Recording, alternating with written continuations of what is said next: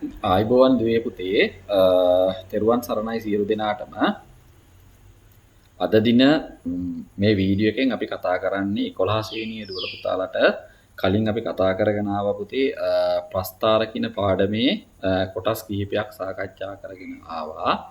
ඒකේ තව ඉදිරි පියවරක් තමයි අද අපි මේ විදිහට සාකච්ඡා කරන්නේ.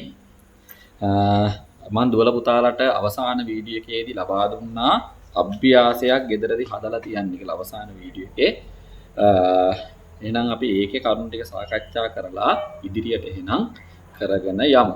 මේක පුතේ පුළුවන් තරම් දුවල පුතාලේ ගැටලුවට උත්සාහ කරලා ඊට පස්සේ මේ වීඩියෝ එක බලනවා නම් තමයි වඩා හොඳ. හරි. එතකොටයි වැඩි දැනීමක් ගන්න ඔයාලට හැකියාව තියෙන්නේ. නැත්තම් නිකන් කරන එක බලාන හිටියා කියලා පුතේ ලොකු දැනීමක් ගන්න අමාරුයි. එහෙම නැත්තම් අඩුම තරමේ මේ වීඩියෝ එක කරගෙන යන ගමන් පුතේ එක ගැටලුවක් කරාට පස්සේ ඒක නවත්තලා ඔයාලා ගැටලුව උත්සාහ කරලා ඊට පස්සේ වීඩියෝ එක ප්ලේ කරගෙන යන්න. අදුම තරම මේ ක්‍රමයටවත් එන්න. එතකොට ලොකු ඵලදායීතාවයක් ගන්න ඔයාලට අවස්ථාව ලැබෙයි.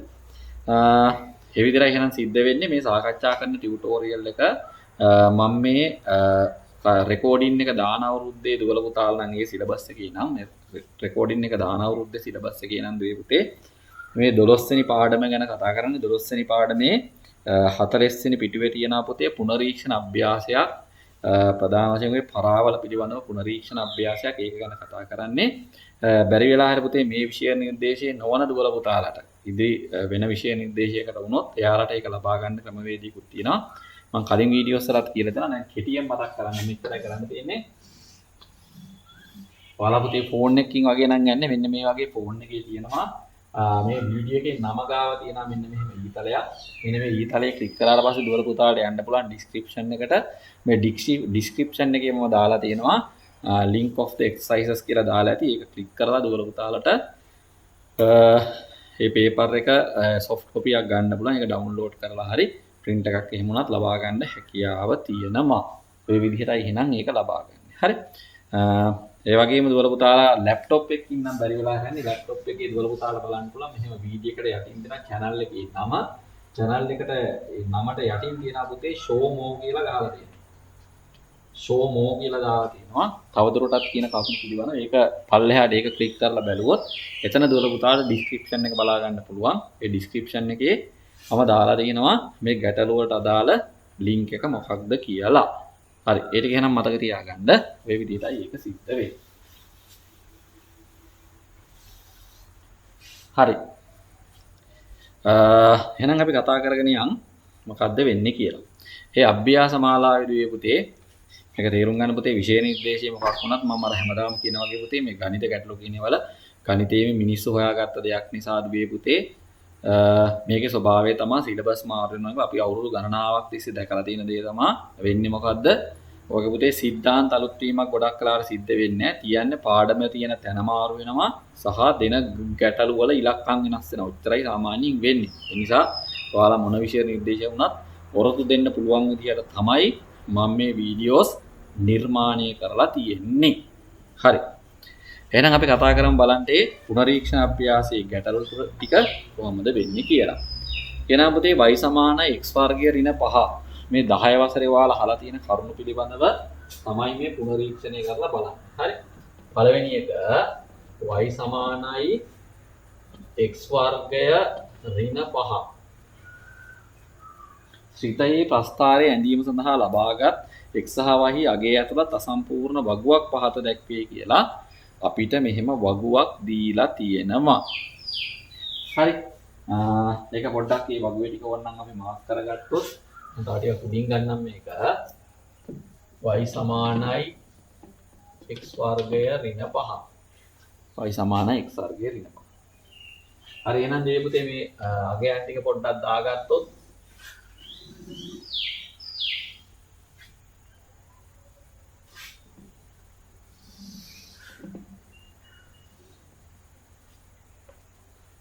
ක 3 4 5 6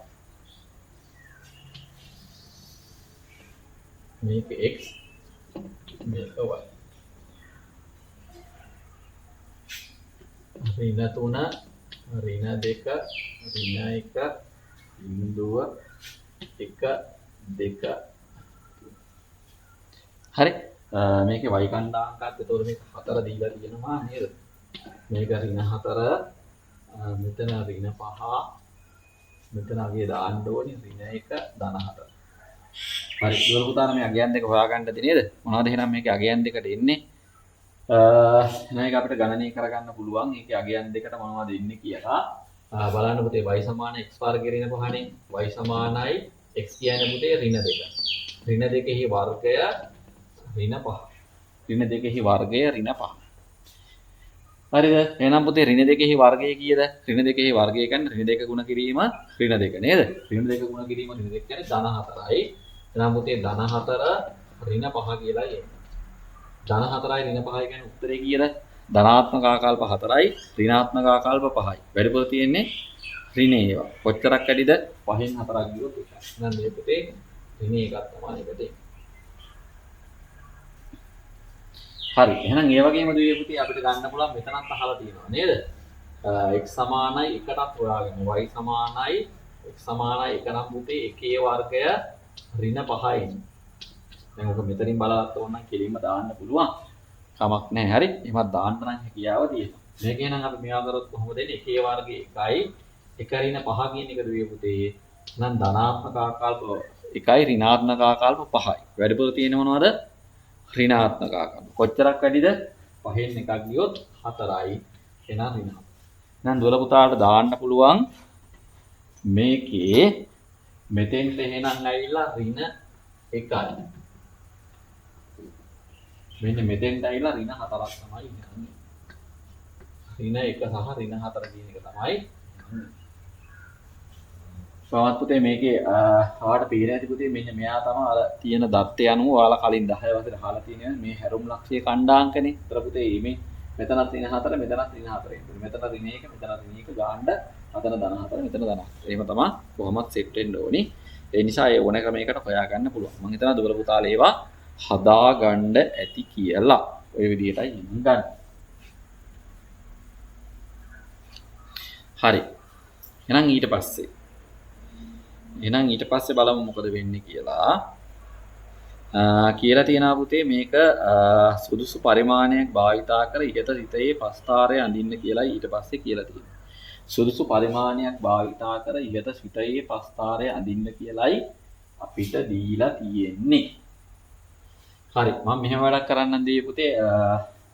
මම මේ ටික මකන්න. හරි. මේ වගුවත් මම මකලා මම ඒ ඉඩ සමස්තය ගන්නම් දුවල පුතාලා ගාව එක තියෙනවනේ. මම මේක මකන්නම්. මම එක ගැටලුවකට සාමාන්‍ය කියලා දෙන්නම්. ඒක කොහොමද එහෙනම් සිද්ධ වෙන්නේ කියලා. එදා මට මතක විදිහට දුවේ පුතේ අපි මේක එක ගැටලුවකට උත්සාහ කරා නේද? මේක එක ගැටලුවක් පිළිබඳව අපි උත්සාහ කරා. ඕකේ පළවෙනි ගැටලුව අපි කලින් වීඩියෝ එකේ උත්සාහ කරා නේද? පළවෙනි උත්සාහ කරා දෙවෙනි එක තමයි අපිට තුරු වුණේ. ආපුතේ මේකේ පළවෙනි එක එතනින් එහාට මම හදන්න අවශ්‍ය වෙන්නේ නැහැ. කලින් වීඩියෝ එක අපි ඒ ගැන සාකච්ඡා කරා. හරි. අපි ඕකේ දෙවෙනි ගැටලුවට සාකච්ඡා කරමු මොකද වෙන්නේ කියලා. පළවෙනි එක මම ඕක ගැන කියලා දුන්න දුවල පුතාලට. අපි දෙවෙනි ගැටලුවට ඒ හින්දා යමු. දෙවෙනි ගැටලුවේ මෙන්න මෙහෙම එකක් තමයි තියෙන්නේ. කොහොමද තියෙන්නේ? මේක දුවල පුතාලා කවුරු හරි දන්නේ නැත්නම් කලින් වීඩියෝ කරන් බලන්න. හරි. ඒ වීඩියෝ එකේ ඒ ගැන කියලා තියෙනවා. හරි. එහෙනම් පුතේ මෙන්න මේ විදිහට දෙවෙනි එක පොඩ්ඩක් අරන් බලමු. එතන කියලා තියෙනවා පුතේ y සමානයි ඍණ 2x වර්ගය ධන 4 කියලායි තියෙන්නේ. y සමානයි ඍණ 2x වර්ගය ධන 4. ඊළඟ සිතයේ පස්තාරය ඇඳීම සඳහා පහත දැක්වෙන අංග සම්පූර්ණ අගය වගුවේ හිස්තැන සම්පූර්ණ කරන්න කියලායි කියන්නේ. එක හිස්තැනක් අපිට සම්පූර්ණ කරන්න දීලා තියෙනවා දුවේ පුතේ ඍණ 2ට අදාළ එක. මම ඒක විතරක් කියන්නම්. ඍණ 2ට අදාළ එක නේද? අපි එහෙනම් ආදේශ කරලා බලමුකෝ. y සමානයි x සමානයි ඍණ 2 විතරනේ. එහෙනම් පුතේ ඍණ 2 වාරයක් x වෙනුවට දාන්නේ කීයද? x වෙනුවට දාන්නේ ඍණ 2 නේද? ඍණ 2 වර්ගය ධන 4 කියලායි දාන්නේ. y සමානයි ඍණ 2 වාරයක් x වෙනුවට දැම්ම ඍණ 2 ඒකේ වර්ගය ධන 4 තමයි එන්නේ. දැන් දුවල පුතාලා හරියට මේක සුළු කරගන්න නම් මෙතන ඍණ 2 දැන් කියන්නේ පුතේ ඍණ 2 වර්ගය කීයද? ඍණ 2 වර්ගය කියන්නේ පුතේ ඍණ පදවලම වර්ගය කියන්නේ ඍණයි ඍණයි ධන වෙනවනේ. එතකොට 2 වර්ගය 4යි.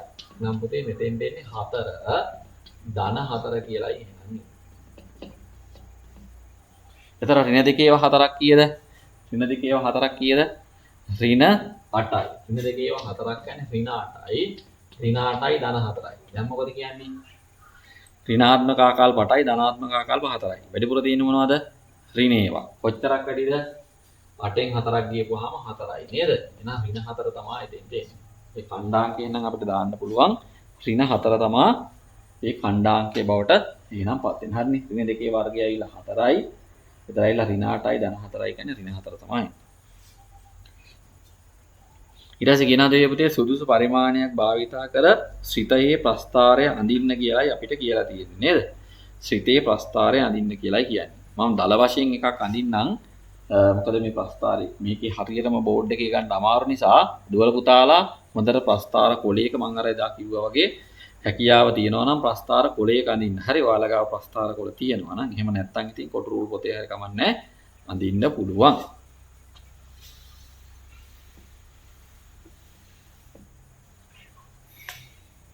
තොර යන අගයන් දිහා බැලුවොත් දුවේ පුතේ x වල පාඨාංක ඍණ 3 ඉඳලා ධන 3 දක්වා යනවා.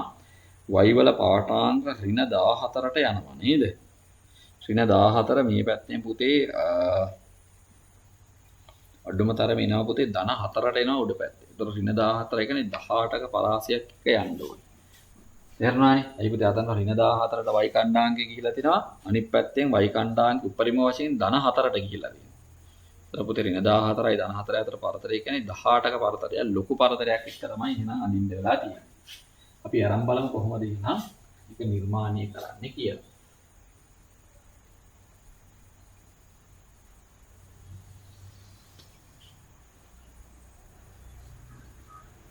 මම ඉතින්ද ඊතලයක් දාන්නම් 14ක් අපි 16ක් විතර එන්න ගමු නේද? දුවල පුතාලා මේක ගත්තොත් තේරෙනවා පුතේ ධන 4ට වගේ යනවා කියන්නේ පුළුවන් තරම් මේ උඩ පැත්තට බර කරලා ගන්න. හරි. ඒකට වඩා වාසිදායකයි. ප්‍රස්ථාරයයි පුතේ ඍණ පැත්තට තමයි තියෙන්නේ. y කණ්ඩාංක ඍණ පැත්තට තමයි බහුලවම තියෙන්නේ නේද? ඒක නිසා මෙන්න මේ වගේ පැත්තේ මේ ප්‍රස්ථාරයේ ගන්න තැන ගැනත් පොඩ්ඩක් ඒක නිසා හැලගිලිමත් වෙන්න ඕනේ. කොයි වගේ උසකින්ද ගන්න කියලා. හරි. ඒ ප්‍රස්ථාරයේ වාගාව තියෙන පාඨාංග දිහා බලලා ඒක තීරණය කරන්න.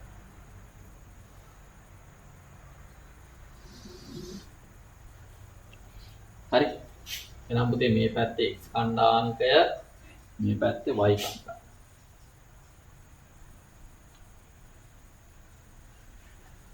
හරි. එහෙනම් පුතේ මෙන්න මෙහෙම මෙතන බිඳුව අපි ගමු 1 3 කියලා ගමුකෝ. මේ පැත්තෙමුත් අපි එහෙම ගමු.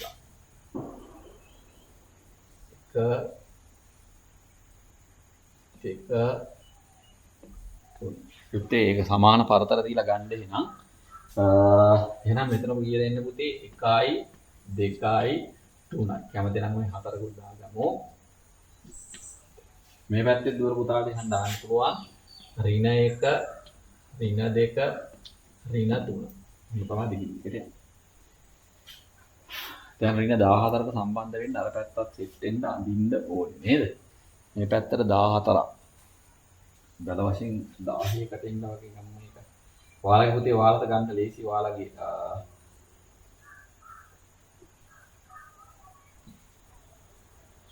ඔයාලගේ රූල් පොත නිසා ගන්න ලේසි. හරි. මම මේ දල වශයෙන් ප්ලෑන් එකක් ගහගෙන තමයි මම ගන්නෙ.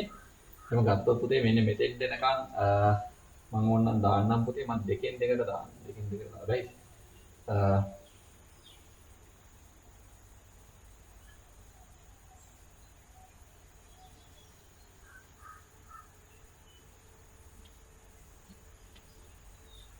ඔබේ මෙතන ඍණ 1 ඍණ 2 ඍණ 3 ඍණ 4 වශයෙන් දාන්න. එතන ඍණ 5 ඍණ 6 ඍණ 7 ඍණ 8 ඍණ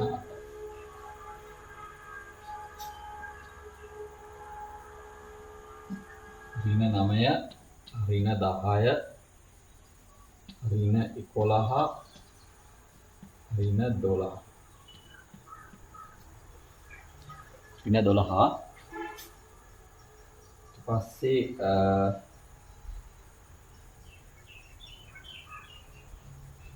ඍණ 13, ඍණ 14, ඍණ 15, ඍණ 16ක් විතර මම ගමුකෝ. හරි. ඔන්න ඔය විදිහට එහෙනම් අපිට ඒක දාන්න පුළුවන්. හරි. ඔය විදිහට ඒක දාගන්න පුළුවන්. උඩ පැත්තෙත් කොහොම දාගන්න. හරි. සල වශයෙන් මේ වගේ පරතරයක් එන්නනේ. අපි දාමු මෙතන ධන 1. ඒක ධන ලකුණ දැම්මත් එකයි නැතත් එකයි පුතේ ඈ. ධන 2. ධන ලකුණ දැම්මත් එකයි නැතත් එකයි. ඔන්නන්න දායිමුකෝ. 3 4 කියලාම ගන්න. හරි පොඩ්ඩක් ඔයාලට හොඳට ඊට වැඩි බැලන්ස් කරලා දැනගන්න පුළුවන් ඔයාලා කොටුරු පොතේ අඳින නිසා සහ එහෙම නැත්නම් ප්‍රස්තාර කොලේ කන්නේ නිසා හරි මම දල වශයෙන් තමයි හිතේ දැන් ඔය අගයන් ටික ලකුණු කරමු පුතේ ඍණ 3ට ඍණ 14යි ඍණ 3ට ඍණ 14යි කියන පුතේ ඍණ 3 x කණ්ඩාංකයේ ඍණ 3යි y කණ්ඩාංකයේ ඍණ 14යි කියන පුතේ කොයි හරියද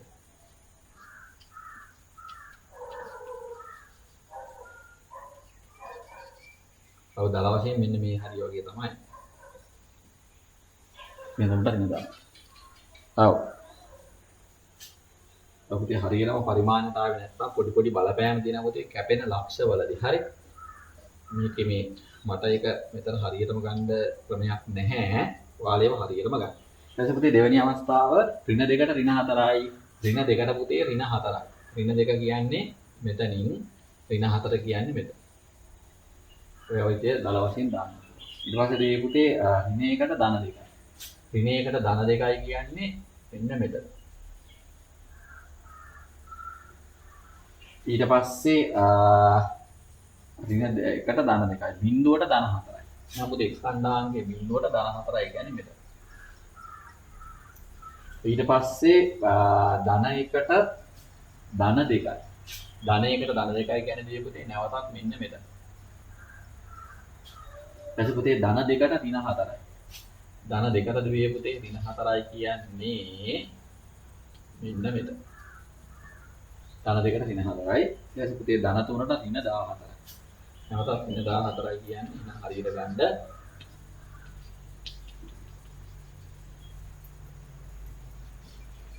මෙන්න මේ. හරි. ඔය විදිහටයි එහෙනම් එන්නේ. දැන් එහෙනම් දෙවල පුතාට දැනගන්න පුළුවන් මේ වක්‍රය කොහොමද එන්නේ කියලා අපි ඉස්සර මේ උඩ කෙලවර සම්පූර්ණ කරන්නේ. නේද? එතකොට හරි. එහෙනම් පුතේ ওই විදිහටම මේක මේ පැත්තට මෙහෙම දික් කරන්නේ. මේ පැත්තත්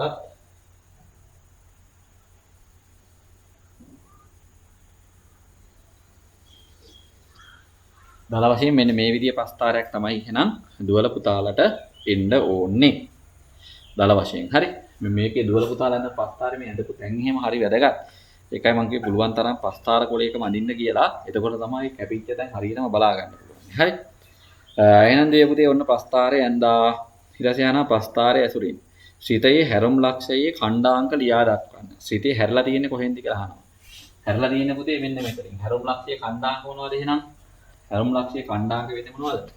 භූමි ලක්ෂම් 3ට නේද?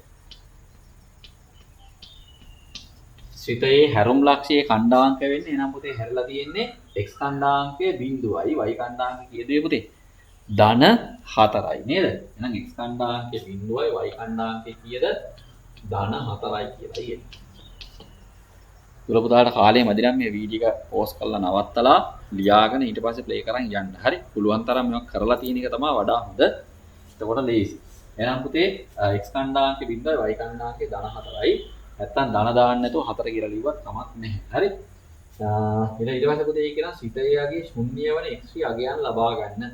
ශ්‍රිතයේ අගයේ ශුන්‍ය වන x අගයන් ලබා ගන්න.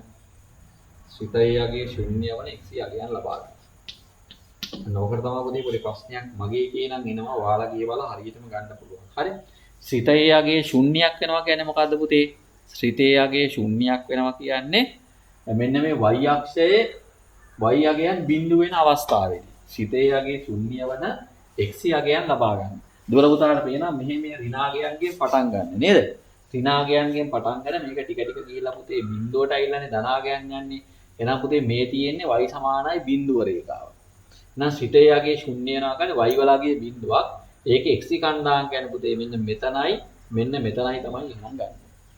මෙතනයි මෙතනයි තමයි ගන්න.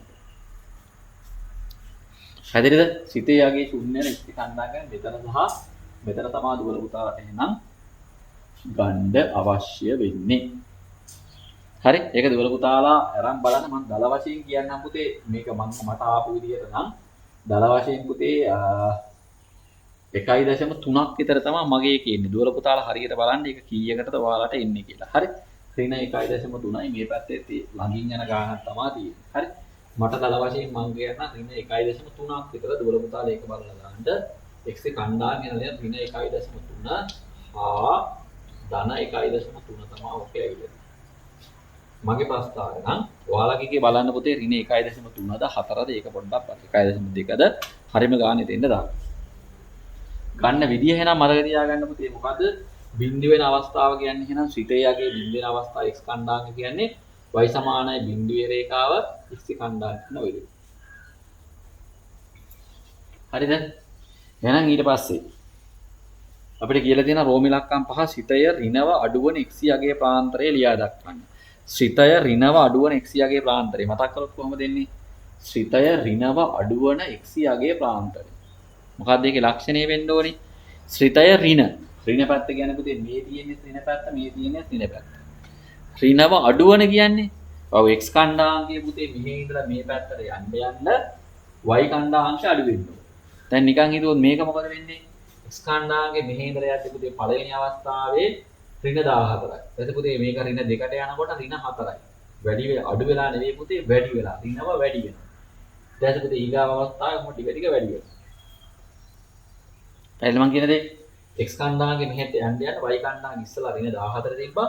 ඍණ 2ට යනකොට මෙයා ඍණ 4. ටික ටික වැඩි වෙලා. ඒක හරියන්නේ නැහැ.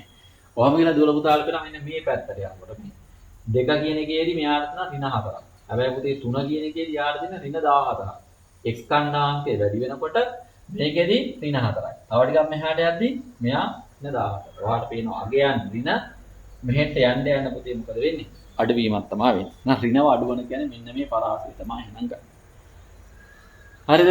එහෙනම් ඍණව අඩුවන x යගේ පරාසය කීයද කියලා අපෙන් අගේ ප්‍රාන්තරය ලියා දක්වන්න කියලා කිව්වේ. එහෙනම් පුතේ මෙන්න මේකට වඩා වැඩි වෙලා තමයි ඉන්න ඕනේ. කියන්නේ කෙටියෙන් කිව්වොත් මොකද්ද වෙන්නේ? ඔය 1.3ට වඩා වැඩි අවස්ථාව අපිට යන 1.3ට වඩා විශාලයි x කියලා තමයි දාන්නේ. මේ අවස්ථාවේදී තමයි ඔය ලක්ෂණය වෙන්නේ. මෙතන අගේ ඔයාලා හරියට බලන්න යගේට සාපේක්ෂව තමයි මම මේ කිව්වේ. හරි? ඒ විදිහටයි එහෙනම් ඒක එන්නේ.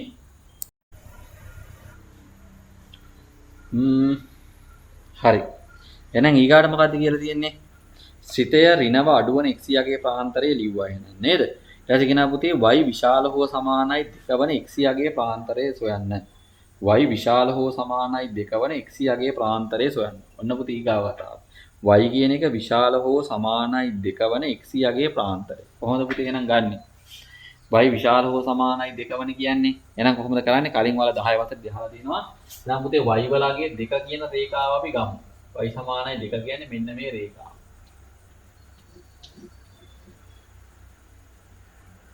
y සමානයි දෙක කියන්නේ ඔන්න ඔය රේඛාව. පැහැදිලිද? ඔකෙන් නීතියක් තියෙනවා පුතේ විශාල හෝ සමානයි ඔහම අවස්ථා දෙකක් දුර පුතාලා 10 වසරේදී අර අසමානතා නිරූපණය ගැන අහලා තියෙනවා. y විශාල හෝ සමානයි කියලා ගත්තොත් පුතේ මේක ඇත්තටම පදයිර තමයි අඳින්නේ. y විශාලයි විතරක් කියලා ගත්තා නම් ඕක අඳින්නේ පඩයිරස් නේද? දැන් පදයිරකින් මෙන්න මෙහෙම පෙන්නන්න පුළුවන් y විශාලයි දෙක කියන අවස්ථාව. එහෙනම් පුතේ y විශාලයි දෙකවන x යගේ ප්‍රාන්තරය තමයි අහලා තියෙන්නේ. එහෙනම් පුතේ මේ මෙතෙන්ට වඩා විශාල වෙන අවස්ථාව වෙන්නේ පුතේ මේක යා කරන්න. හරි? යා කරපුවාම දුවල පුතාලට ගන්න පුළුවන් එන්නේ කියන අගය. ඒක පුතේ ලස්සනට සම්බන්ධ වෙනවා මෙන්න මෙතෙන්ට නේද? මේ මට්ටමට ආවනේ. කලින් අපිට y කණ්ඩාංගය දෙකට ඔය විදිහට ආවනේ. එහෙනම් දුවල පුතාලට කියන්න පුළුවන් මොකක්ද මේ අවස්ථාව වෙන්නේ පුතේ? y වලගේ දෙකට වැඩිය විශාල වෙන්නේ පුතේ. මේ බලන්න මෙතන ඉඳලා ප්‍රස්ථාරය යනකොට දෙකට වැඩිය විශාලයි. දැන් ටික ටික 3ට ආසන්නයි. ඔහොම ගිහලා 4ට ආසන්නයි. y නැවතයි අඩු වෙනවා. එහෙනම් දුවල පුතාලට පේනවා y කියන එක දෙකට වඩා විශාල අවස්ථාව වෙන්නේ මොකක්ද එහෙනම්? ඍණයකට වඩා විශාලයි ධනයකට වඩා කුඩායි. එහෙනම් දුවල පුතාට කියන්න පුළුවන් මොකක්ද අගේ පරාසය එන්නේ? ඍණයකට වඩා විශාල හෝ සමානයි x. ඍණයකට වඩා විශාල හෝ සමානයි x. එයා කුඩා හෝ සමානයි කීයද පුතේ? කුඩා හෝ සමානයි ධන 1 කියලායි අන්දා. ඒ පුතේ අර දෙකට වඩා විශාල හෝ සමාන කියන අවස්ථාව ආපු නිසා අපිට මේක සමාන කරගෙනත් එක්ක තමයි දාන්නේ. හරි? ඍණයකට වඩා විශාල හෝ සමානයි x. එයා ධනයකට වැඩිය කුඩායි. ඕක තමයි ඒකේ අවස්ථාව. හරි. එහෙනම් අඩුපාඩු තියෙනවා නම් ඒකත් බලලා දාගන්න ඔය විදිහටයි එන්නේ කියලා.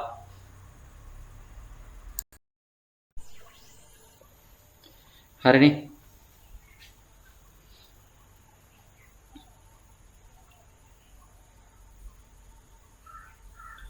හරි ඔය විදිහටයි එහෙනම් අපිට ඒකේ පිළිතුර ගන්න තියෙන්නේ.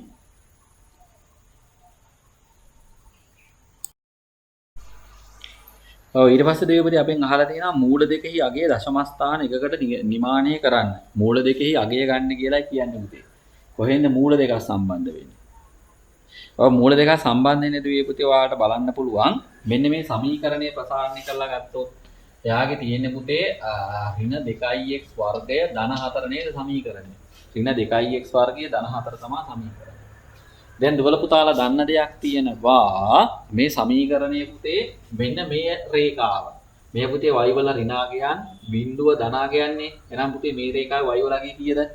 බිඳුවයි. දැන් සමීකරණයේ තිබ්බ පුතේ y සමානයි ඍණ 2x වර්ගයනේ. ඒතර y වෙනුවට බිඳුව ආවොත් පුතේ මෙන්න මේක බිඳුවට සමානයි. මම මේ ඔප්පු කිරීමක් පෙන්නන්නේ 10 වසරේ කරුණු අමතක වෙලා තියෙනවා නේද? හරි. මේ බලන්න පුතේ ඊට පස්සේ වෙන දේ. මේ ධන 4 මෙහෙට අරන් යන්න. ධන 4 මේ පැත්තට අරන් ගියොත් ඍණ 4යි. ඊට පුතේ දෙපැත්තම ඍණෙන් බෙදන්න.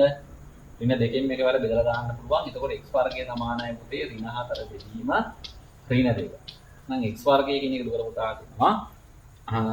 ඍණ ඍණෙන් බෙදුවොත් ධන වෙනවා නේද? 4 බෙදීම 2 කියන්නේ 2.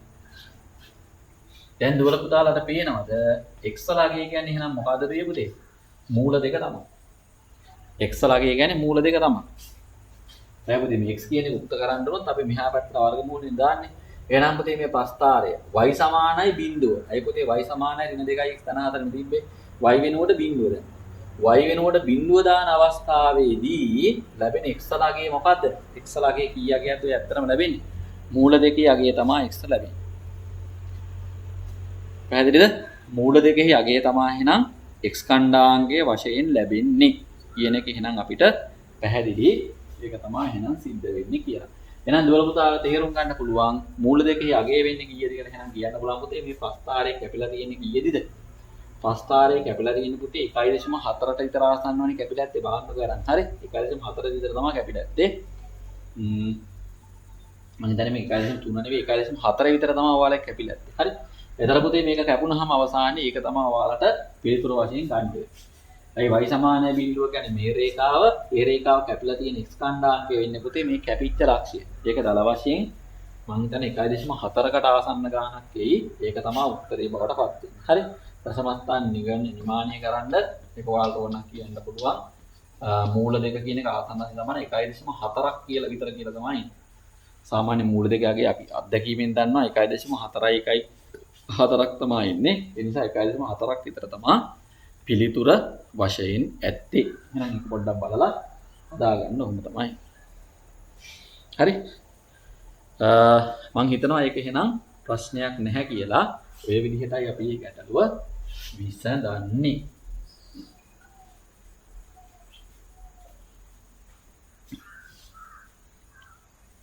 හරි.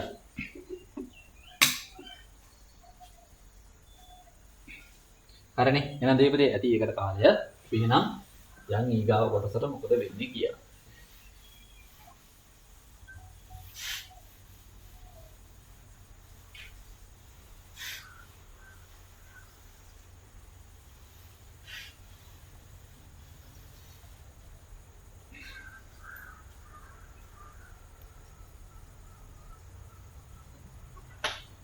හරි. එහෙනම් දෙවිපතේ ඊට පස්සේ කියනවා මෙහෙම එකක්. වගුවේ දැක්වෙන එක් එක් සිතේ මගින් දැක්වෙන ප්‍රස්ථාරය ඇඳීමෙන් තොරව වගුව සම්පූර්ණ කරන්න කියලායි කියන්නේ.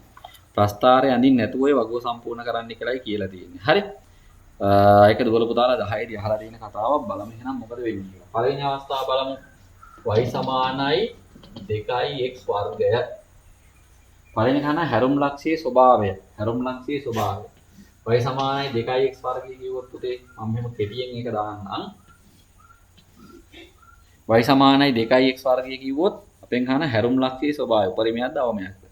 ඔව් පුතේ මේ x වර්ගයේ සංගුණකයේ ධනාංගයක් නම් මේකේ තියෙන්නේ මොකද්ද? ඕකේ තියෙන්නේ අවමයක් නේද? එහෙනම් මෙතෙන් දෙන්න ඕනේ අවම. මෙයා පුතේ පුළුවන් තරම් මම කරන්න කලින් ඔයාලා උත්සාහ කරලා ලියන්න බලන්න. හරි ඔයාලා කල්පනා කරලා ඉස්සෙල්ලා ලියලා බලලා ඊට පස්සේ තමයි මම කරන එක බලන්න ඕනේ. හරි නැත්තම් කරලා නැත්තම් කවුරු හරි දැන් වීඩියෝ උතර පොඩ්ඩක් නවත්තලා ඒ ගැටෝ ටිකට උත්සාහ කරලා ඊට පස්සේ පුතේ වීඩියෝ එක එතනින් ඉදිරියට ප්ලේ කරගෙන යන්න. හරි. එතකොට ඒක පළදායි වෙයි. දෙවෙනි එක පුතේ සමමිතික රේඛාවේ සමීකරණය කීයද? මෙන්න මේ වගේ අවස්ථාවක් ආවොත් සමමිතික රේඛාවේ සමීකරණය කීයද? සමමිතික රේඛාවේ සමීකරණය ඉන්නේ මෙහෙම. සමමිතිකව ගහපුවාම පුතේ මෙන්න මෙහෙම එකක් තමයි ඉන්නේ. සමමිතික රේඛාව කියන්නේ x කණ්ඩාංකය මොකද්ද පුතේ? x සමානයි බිඳුව තමයි එන්නේ නේද? x සමානයි බිඳුව. මේවා කාට හරි අමතක වෙලා තියෙනවා නම් පුතේ 10 වසරේ කොටස් නැවත බලලා ඉවරලා ඒ අඩුපාඩු හදා ගන්න. මම කලින් වීඩියෝ එකේ ගැන කිව්වා. ඒක අරන් බලන්න. තුන්වෙනි එක පුතේ උපරිම අවම අගය. ඔව් පුතේ මෙහෙම බැරි වෙලා හරි y සමානයි ax වර්ගය කියන මොඩල් එක. අපි ඒ කියන්නේ y සමානයි ax වර්ගය කියන මොඩල් එක නේද? මේ වගේ අවස්ථාවක් ආවොත් පුතේ මේකේ අවමය කීයක් දෙන්නේ? අවමය හෝ උපරිමයේ බිඳුවක් තමයි එන්නේ. අපෙන් අහනවා බිඳුවක් තමයි y එහෙනම්. අවසානයේ අහනවා පුතේ හැරුම් ලක්ෂයේ ඛණ්ඩාංකය. එහෙනම් පුතේ බිඳුවකමා බිඳුවේදීම තමයි ඕක හැරෙන්නේ. බිඳුවකමා බිඳුව. බලන්න දුවල පුතාලට මතකද? මොකද තත්ත්වය කියලා. දෙවෙනි අවස්ථාව මේක. y සමානයි භාගයයි x වර්ගය. y සමානයි භාගයයි x වර්ගය. හරි. නැවත වතාවක් දුවල පුතාලට පේනවා. එහෙනම් මොකද්ද වෙන්නේ? නැවත වතාවක් පේනවා මේකේ හැරුම් ලක්ෂයේ ස්වභාවය උපරිමයක්ද අවමයක්ද? x වර්ගයේ සංගුණකයේ ධනාගයක්. එහෙනම් තියෙන්නේ මොකද්ද? අවම. නේද? අවම. දෙවැනි එක සම්මිතික රේඛාවේ සමීකරණය පුතේ ඕකත් එන්නේ x සමානයි බිඳුව. බලන්න ඒ උත්තරය ආවද කියලා. හරි. තුන්වෙනි එක උපරිම හෝ අවමගය ඒකත් පුතේ y කණ්ඩාංකයක් ඕකේ බිඳුවක් අවමයක් තමයි ඉන්නේ. අවමයේ බිඳුවක් තමයි. අවමය බිඳුවක් තමයි. අවසාන අවස්ථාව මේකේ මේවා ටික අහලා තියෙනවා පුතේ හැරුම් ලක්ෂයේ ඛණ්ඩාංක ඕකේ බිඳුවකම බිඳුවම තමයි. හරි එහෙනම් දෙවියන් පුතේ මේකේ තුන්වෙනි අවස්ථාවට ගිහිල්ලා බලමු. y සමානයි x වර්ගය ධන 3. y සමානයි x වර්ගය ධන 3. හරිනේ කතාව. ඔව් දෙවියන් පුතේ එතනත් මොකද්ද ලක්ෂණය? එතනත් ඔයාලට පේනවා x ඛණ්ඩාංකේ මොනවාගේද තියෙන්නේ?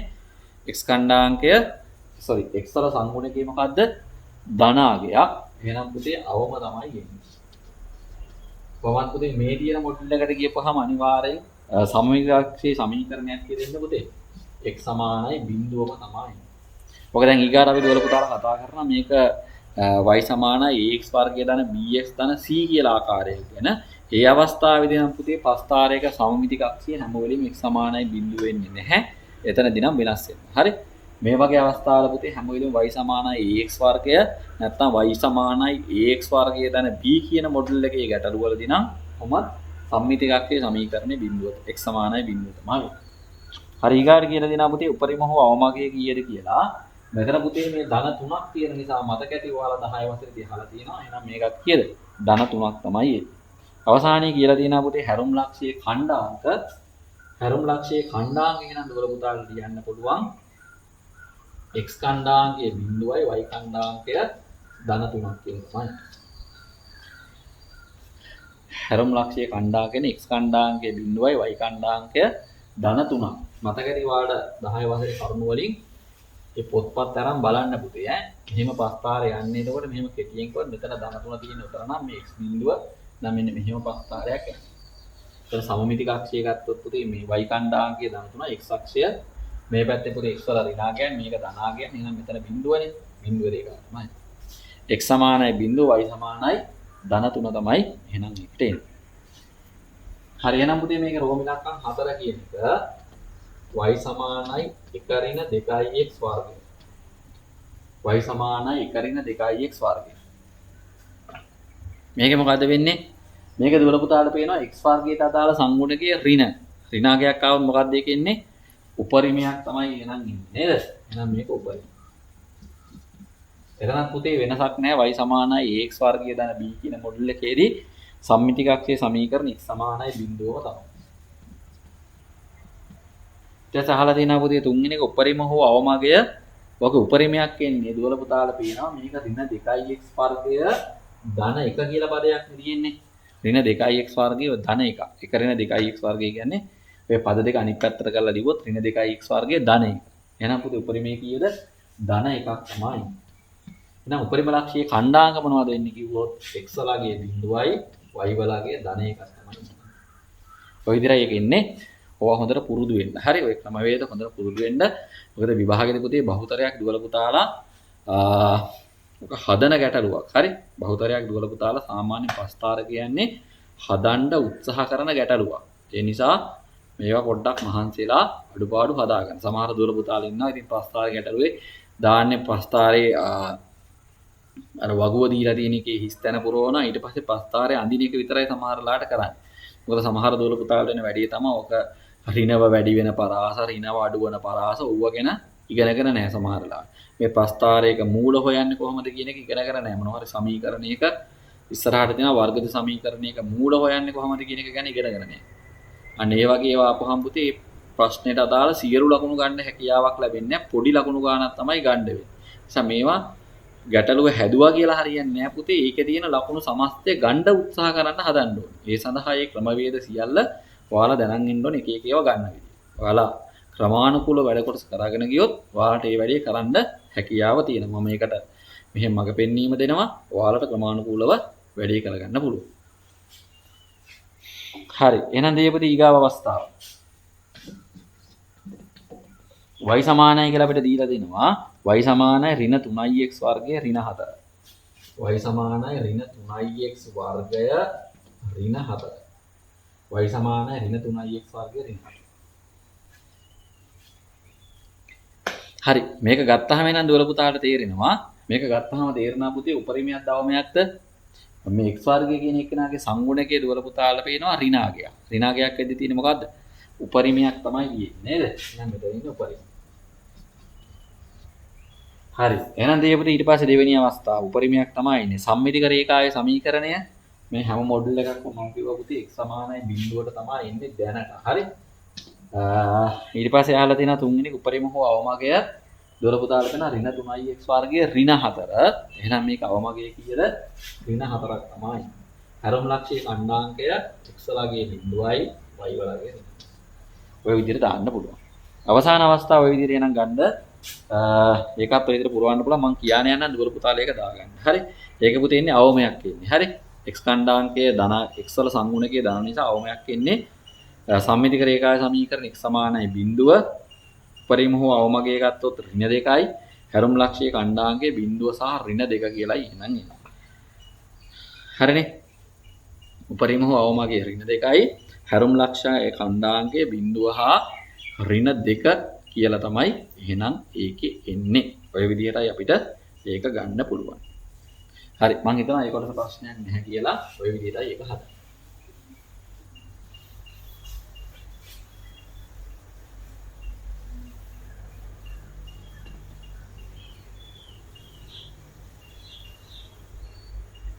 හරි එහෙනම් අපි ඊට පස්සේ පුතේ ඊගාව කොටස එනම් කතා කරගෙන යමු බලන්න මොකක්ද සිද්ධ වෙන්නේ කියලා. ලියන්න නම් ඊගාට මාතෘකාව මෙහෙම y සමානයි ax වර්ගය ධන bx ධන c. y සමානයි ax වර්ගය ධන bx ධන c. ආකාරයේ ශ්‍රිතයක ප්‍රස්ථාරය ආකාරයේ ශ්‍රිතයක ප්‍රස්ථාරය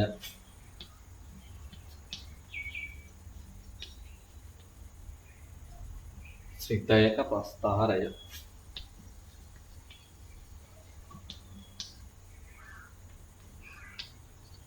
y සමානයි ax වර්ගය ධන bx ධන c ආකාරයේ ශ්‍රිතයක ප්‍රස්ථාරය.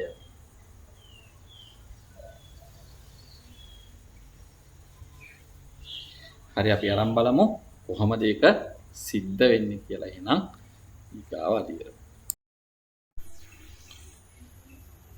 හරි එහෙනම් පුතේ ඉස්සරලාම අපි ඒක කතා කරමු පුතේ A කියන එක ධනාගයක් වෙනකොට. හරි මේ x වර්ගයේ සංගුණකයේ පුතේ ධනාගයක් වෙනකොට කොහොමද ප්‍රස්ථාරය යන්නේ කියලා අපි එහෙනම් ඉස්සරලාම ඉගෙන ගමු. එහෙනම් පුතේ මම ලියනවා මෙහෙම A විශාලයි බිඳුව විට කියන අවස්ථාව ගැන කතා කරමු. A විශාලයි බිඳුව විට. A විශාලයි බිඳුව විට. හරි අපි මෙහෙම උදාහරණයක් කියලා ලියාගමු. එතන උදාහරණ ගැටලුවක් කියලා දාගන්නකො කියන්න මෙහෙම. උදාහරණ 1.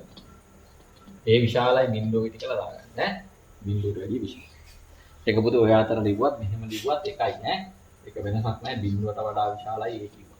කොහෙන් හරි කමක් නැහැ පුතේ මේ කිබෝල් කට වගේ එකේ මේ ඇරිලා තියෙන පැත්ත තමයි විශාල නේද? බිඳුවට වැඩිය A විශාල. අරගත්තේ බිඳුවට වැඩිය A විශාලයි. හරි. කොහොම හරි ප්‍රශ්නයක් නැහැ. ඒ විදියට. එහෙනම් පුතේ මෙන්න මෙහෙම ලියාගන්න. y සමානයි x වර්ගය ඍණ 2x ඍණ 1. y සමානයි x වර්ගය ඍණ 2x ඍණ 1.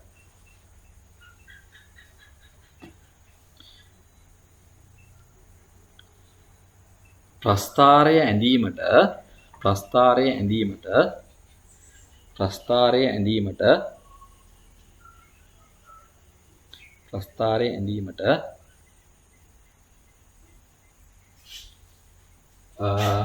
ඍණ 2 විශාල හෝ සමානයි x කුඩා හෝ සමානයි ධන 4. ඍණ 2 විශාල හෝ සමානයි x කුඩා හෝ සමානයි ධන 4. පරාසය තුල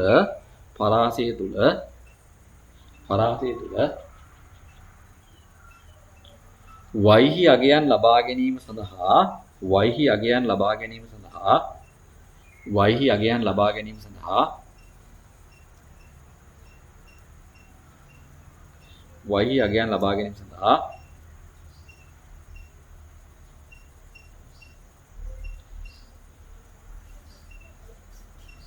අගය වගුවක් ගොඩ නගමු.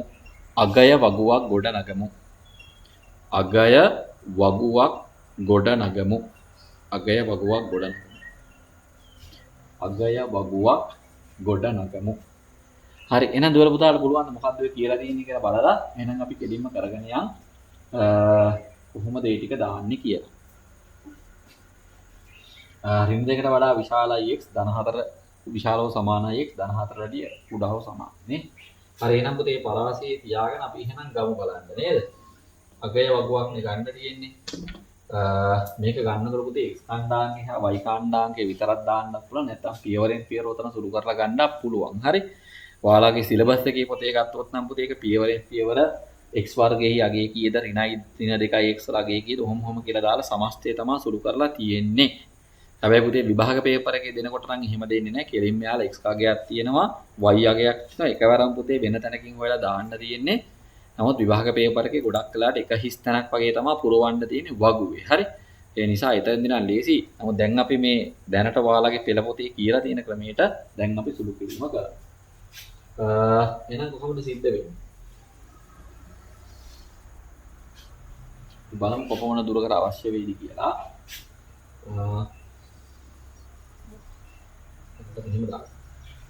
තර දුර පුතාට කියන්න පුළුවන් එහෙනම් අවශ්‍ය වෙන්නේ මෙන්න මේ විදිහට. මෙතන x කණ්ඩාංකය අපිට ගන්න ඕනේ. හරිද? ඊට පස්සේ පුතේ x වර්ගය අපි ගමු. ඊට පස්සේ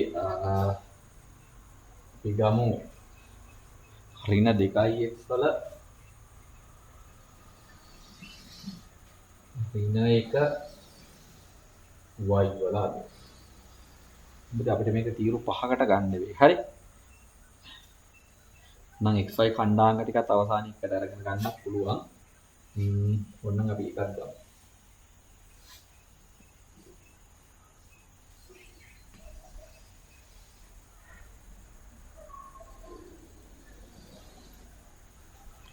හරි පොඩක් අහගෙන ඉන්න. මෙන්න මෙහෙම තමයි එහෙනම් දාන්නේ. කොහොමද මේකට දාන්න පුතේ x වලගේ. මෙතෙන්ද දාමු පුතේ x වල වර්ගයේහි අගය. ඊගාට දාමු පුතේ ඍණ 2යි x වල අගය. මෙතෙන්ද දාමු ඍණ 2යි x වල අගය. මෙතෙන්ද දාමු ඍණ 1. එහෙනම් පුතේ මෙතෙන්ද දාමු y ඛණ්ඩාංකය y වල අගය කීයද කියලා. අවසානයේ අපි දාමු යාගේ ඛණ්ඩාංක දෙක x, y කියලා ඒක දාමු. හරි ඔය විදිහට දාමු. x වර්ගය ඍණ 2යි x ඍණ 1 y ඛණ්ඩාංක. එහෙනම් පුතේ ඍණ 2 ඉඳලා ධන 4 කීයක් තියෙනවද පුතේ? ඍණ 2 ඍණ 1 බිඳුව.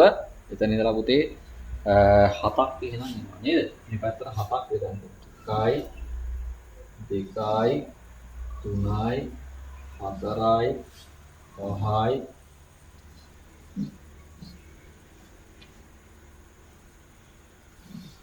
6යි 7යි. එහෙනම් දර පුතාට දාන්න පුළුවන් ඍණ 2 ඍණ 1 බිඳුව. ධන 1 ධන 2 ධන 3 ධන.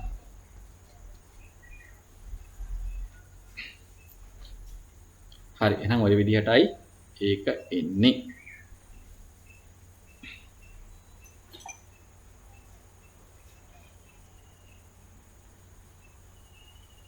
හරි ඔය වගුව ටක් ගාලා එහෙනම් දාගන්නකෝ දුවල පුතාලා. ටක් ගාලා අරන් දාගන්න ඕකේ නං. දාන්න බලන්න.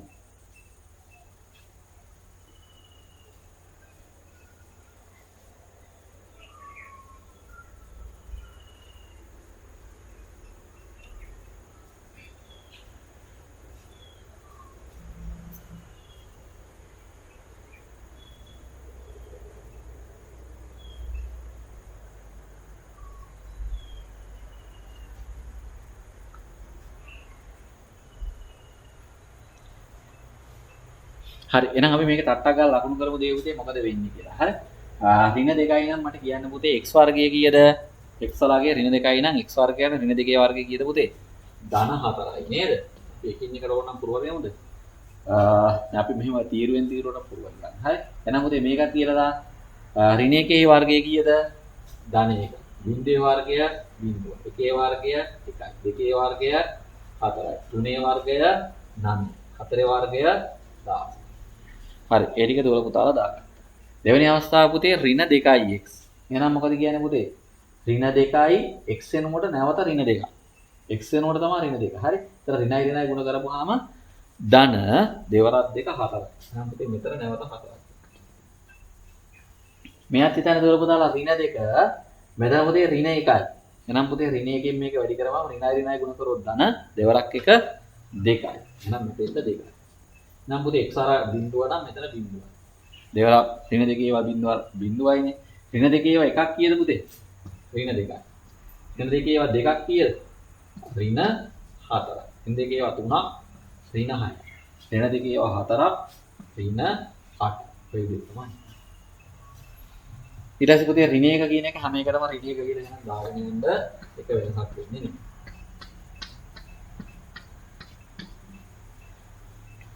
හරි ඔය විදිහට එහෙනම් ඒක දාන්න. ඔව් ඊට පස්සේ දෙවියන් දිනා y වලගේ දැන් සුළු කරලා ගමු අවසාන වශයෙන් උත්තරේ මොකක්ද එහෙනම් x වර්ගය ඍණ 2යි x ඍණ 1නේ. දැන් පුතේ මොකද කියන්නේ 4යි 4යි කීයද? 8යි. 8න් එකක් ගියපහම කීයද? ඍණ 1යි ධන 8යි ඍණ 1යි කියන්නේ ධන 7යි. එහෙනම් y වලගේ 7යි.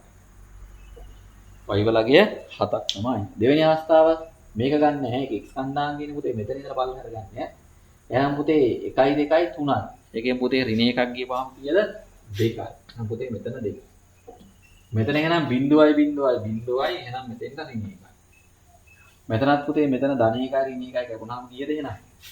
ඍණ 2යි. මේක පුතේ ඒ වගේ. ධන 4යි ඍණ 4යි කැපුණාම කීයද පුතේ? ඍණ 1යි. දැන් පුතේ මෙතන ධන 9යි ඍණ 6යි ඍණ 1යි. ධන 9යි ඍණ 6යි කීයද? ධන 9යි ඍණ 6යි ධනාත්මක 9යි ඍණාත්මක 6යි කියන්නේ ධන 3යි නේද? ධන 3යි ඍණ 1යි කීයද පුතේ? ධන 2යි නේ. එහෙනම් දාන්න. අවසානයේ මෙතන ධන 16යි ඍණ 8යි. ධන 16යි ඍණ 8යි කියන්නේ පුතේ ඉතිරි වෙන්නේ කීයක්ද? ධන 8යි. ධන 8ෙන් තව එකක් ගිහම කීයද? ධන 7ක් තමයි එන්නේ. බලන්න පුතේ ඒක ලක්ෂයක් වටා ලස්සන පොඩි සම්මිතිකතාවයක් එනවද කියලා ඔව් වෙනවා නේද? මේ ලක්ෂය වටා වාර්ත තමයි ඍණ 2 වටා ඍණ 1යි ඍණ 1යි. ධන 2යි ධන 2යි. ලස්සන සම්මිතිකතාවයක් එනවා. එහෙනම් ඔය විදිහටයි එක සිද්ධ. හරි අඩුපාඩු තියෙනවා නම් දාගන්න. දැන් පුතේ අර xy කණ්ඩාංග ඕන නම් ලියලා දාන්නකො බලන්න. ඔය ටික දැම්මට පස්සේ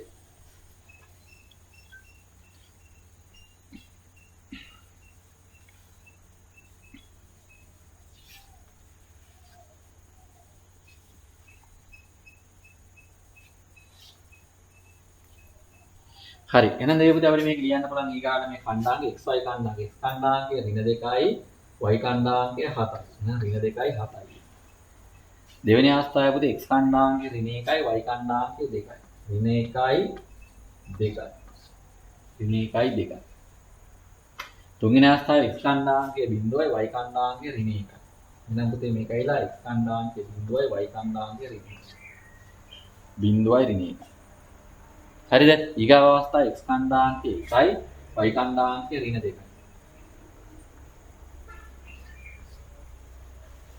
ඊගාව අවස්ථාව x කණ්ඩාංගය 2යි y කණ්ඩාංගය ඍණ 1යි. x කණ්ඩාංගය 2යි y කණ්ඩාංගය ඍණ 1යි.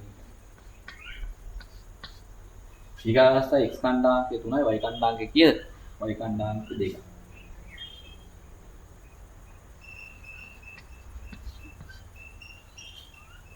අවසාන අවස්ථාව x කණ්ඩාංගය 4යි y කණ්ඩාංගය 4යි.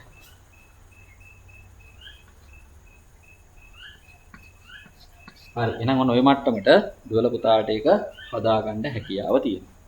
ඔය මට්ටමට ගන්න පුළුවන්.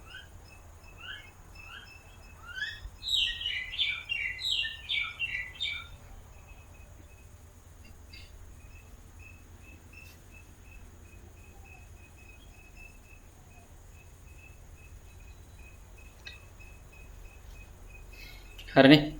හරි ඒ ටික ඔයාලට දාගන්න පුළුවන්. ඒක සරල දෙයක්. ඔය විදිහට එහෙනම් එන්න. දැන් එහෙනම් දේවද ඊට පස්සේ මම මේක පොඩ්ඩක් මකන්නම්. හරි. මම මේක මේ යටම තීරුව විතරක් කියන අනිත් ටික මකන්නම්.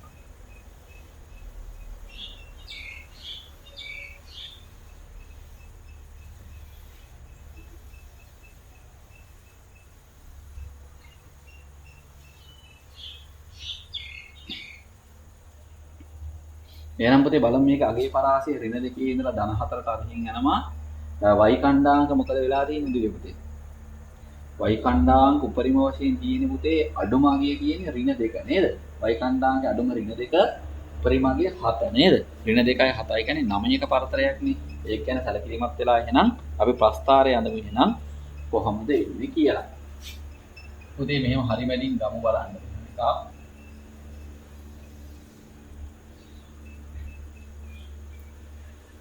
යටම තීරුව පොඩ්ඩක් තියාගන්නම් මට දෙයට අවශ්‍ය නිසා.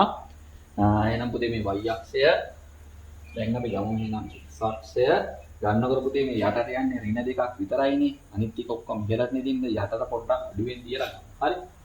මේ හරිය විතර ගන්න.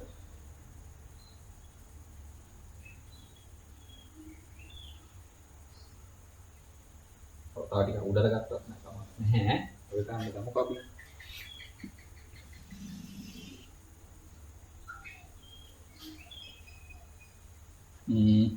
ඔව්. එහෙනම් පුතේ මේ විදිහට මෙතන x අක්ෂය මේක y අක්ෂය. හරි. එහෙනම් පුතේ ඍණ 2 ඉඳලා ධන 4ටනේ. මේ පැත්තේ අපි ධන 4ට පලාසය අරන් 1 2 3 4. මේ පැත්තටත් එහෙම ගන්න එහෙනම් මේ වගේම පලාසයක් තියලා ඍණ 1 ඍණ 2. කැමති නම් ඍණ 3 කියන එකක් ගන්න.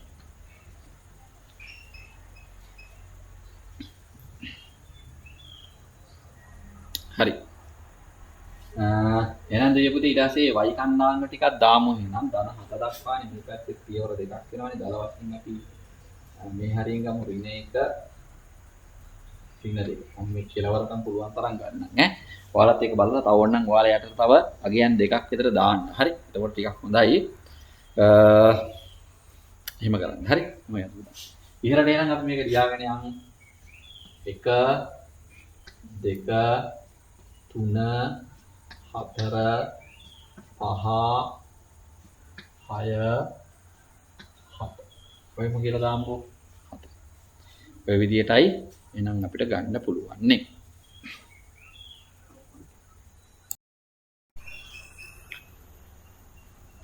හරි. ඔය පුතේ මේවා ටිකක් පොඩි පොඩි ඉතින් ලොකු වෙලා සැලකුතු වෙලාවක් යනවා තමයි. නමුත් පුතේ මේ පාඩම් ඉතා වැදගත්. හරි අපි මේ උත්සාහ කරන්නේ දුවල පුතාට ඒකයි.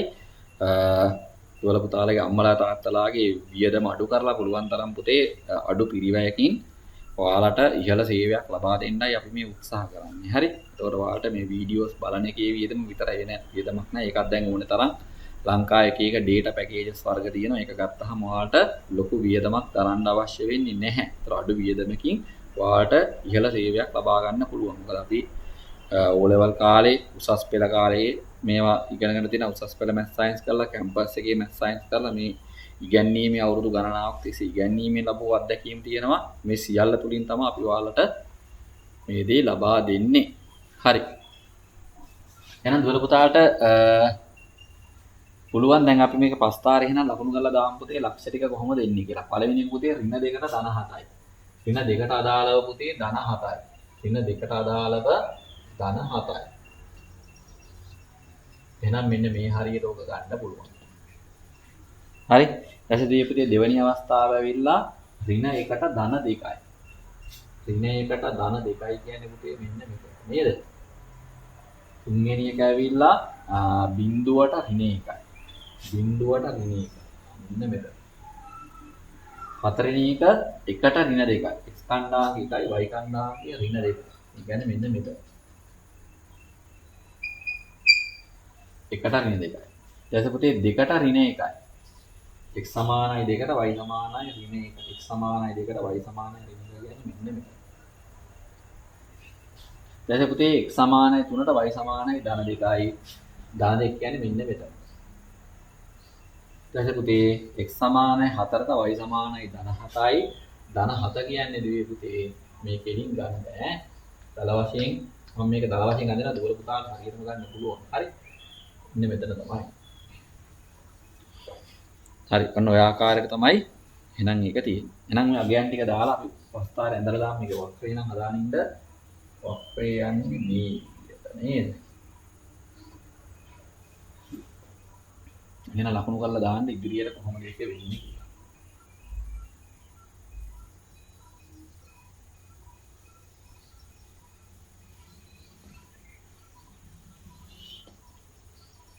මේක පොඩි පොඩි ඇදවීම් වෙන්න පුළුවන්. දුවල පුතාලාගේ පස්තාරේ එනකොට හරියට ඒක හරි. මේක පොඩ්ඩක් නැදවීමක් වෙනවා. හරි ඔය විදිහට මේ පැත්තෙම එහෙම අපිට දාන්න පුළුවන්.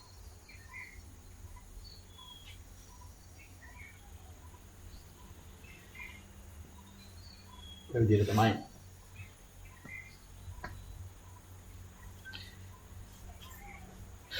හරි. ඔයාලා ඒක බැලන්ස් කරලා අඳිනකොට බලන්න පුතේ හරියට ලක්ෂ ටිකේ මේ ලක්ෂ පොඩ්ඩක් ලංස වැඩි වුණා. ඒකයි ඊට පස්සේ. හරි.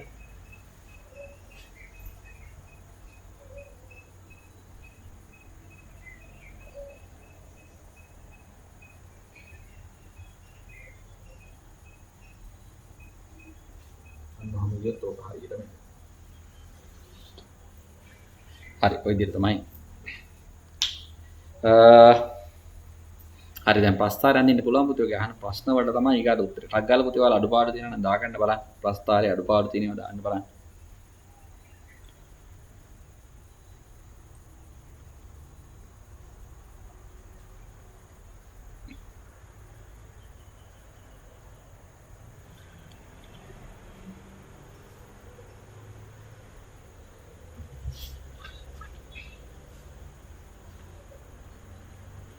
හරි එහෙනම් පුතේ අපි මේකේ බලමු මෙන්න මෙහෙම අවස්ථා කිහිපයක් අරගෙන මොකක්ද එහෙනම් සිද්ධ වෙන්නේ කියලා.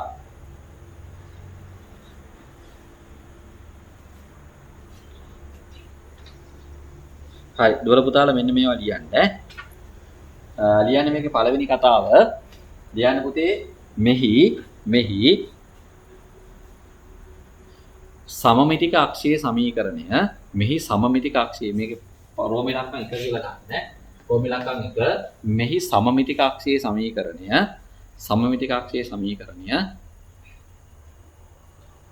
මෙහි සමමිතික අක්ෂයේ සමීකරණය.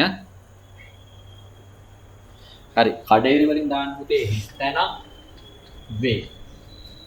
බලමු මේකේ සමමිතික අක්ෂයේ සමීකරණය කඩේරි වලින් දැම්මා හිස්තැනක් වේ. ලියන්න බලන්න පුතේ මේකේ සමමිතික අක්ෂයේ සමීකරණය මොකක්ද කියලා. සමමිති කක්ෂයේ සමීකරණය ලියලා දාන්න බලන්න එහෙනම් ටක් ගාලා.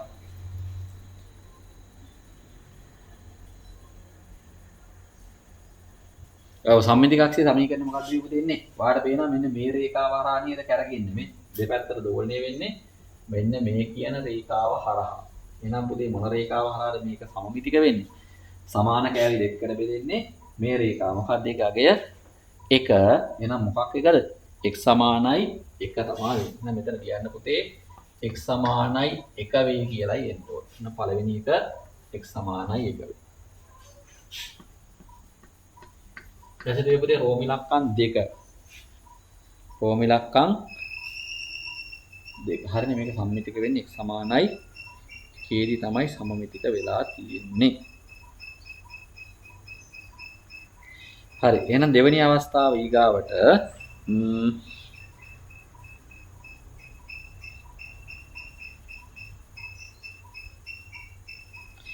ලියන්න මෙහෙම ප්‍රස්ථාරය ධනව අඩුවන ප්‍රස්ථාරය ධනව අඩුවන x හි පරාසය ලියන්න. x හි පරාසය ලියන්න. ප්‍රස්ථාරය ධනව අඩුවන x හි පරාසය ලියන්න. ප්‍රස්ථාරය ධනව අඩුවන x හි පරාසය ලියන්න. හරි දුවල පුතාලා ලියන්න බලන්න ඔයාලගේ ප්‍රස්ථාරය දිහා බලලා ධනව අඩුවන x හි පරාසය මොකක්ද කියලා. ධනව අඩුවන x හි පරාසය මොකක්ද කියලා යහන්න.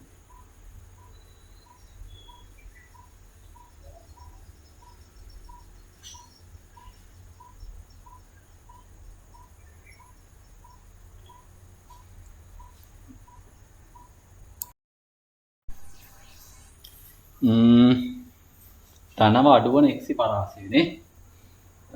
ධනව අඩුවන x හි පරාසය. අපි එහෙනම් ගම් බලන්න පුතේ. ධනව අඩුවන x හි පරාසය නහන්නේ. එහෙනම් පුතේ ප්‍රස්ථාරය ධන අඩුවන x හි පරාසය. කොහොමද මේ පුතේ නම් හදන්නේ? ඔය පුතේ x අගේ මෙහෙට යන්න y අගේ අඩු වෙන්න ඕනේ. මේ බලන්න පුතේ. ඍණ දෙකේ ඉඳලා වාර පේනවා පුතේ මෙහෙට යන්න y ටික මොකද වෙන්නේ පුතේ? අඩු වෙනවා. දවල පුතාලා පොඩ්ඩක් චෙක් කරලා බලන්න. මෙන්න මේ පුතේ කැපෙන ලක්ෂ දෙක අපිට මේ වැඩේට ඉතා වැදගත්. බලන්න දුබල පුතාලා මෙන්න මේ ලක්ෂ මොනවලදීද ඔයාලගේ පාඨාංක කැපිලා තියෙන්නේ කියලා. ඔයාලා ප්‍රස්ථාර කුලයක ඇඳනනම් ඔයාලට හරියටම පාඨාංක එයි එතන. ඔය පුතේ දල වශයෙන් මෙන්න මෙතන ඇත්තේ 2.4ක් වගේ ගානක තමයි කැපිලා ඇත්තේ. බලන්න හරියද කියලා. 2.4ක් වගේ ගානක තමයි කැපෙන්නේ. හරිද? මේක දල වශයෙන් පුතේ මෙන්න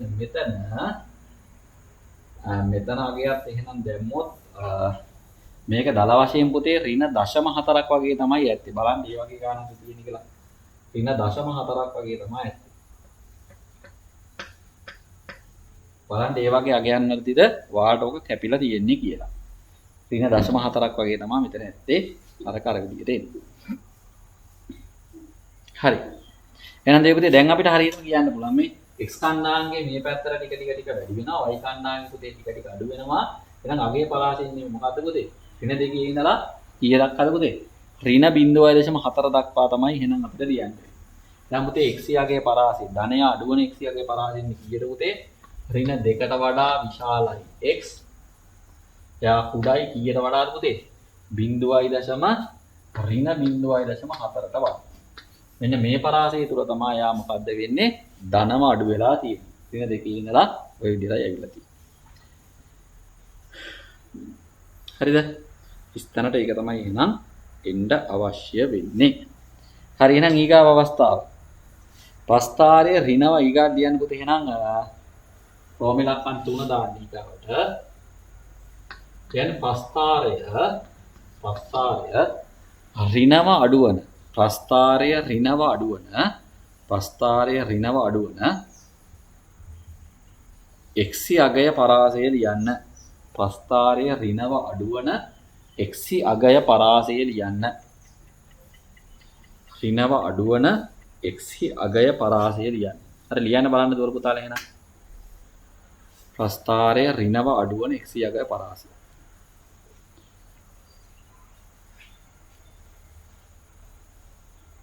මොකක්ද එහෙනම් මේ පරාසය? ඔව් පුතේ හිතන්නේ x කණ්ඩාංකයේ ඉදිරියට යනකොට y කණ්ඩාංකයේ ඍණව අඩු වෙන එක තමයි අහන්නේ. එමෙ හිතලා ගන්න තියෙන්නේ.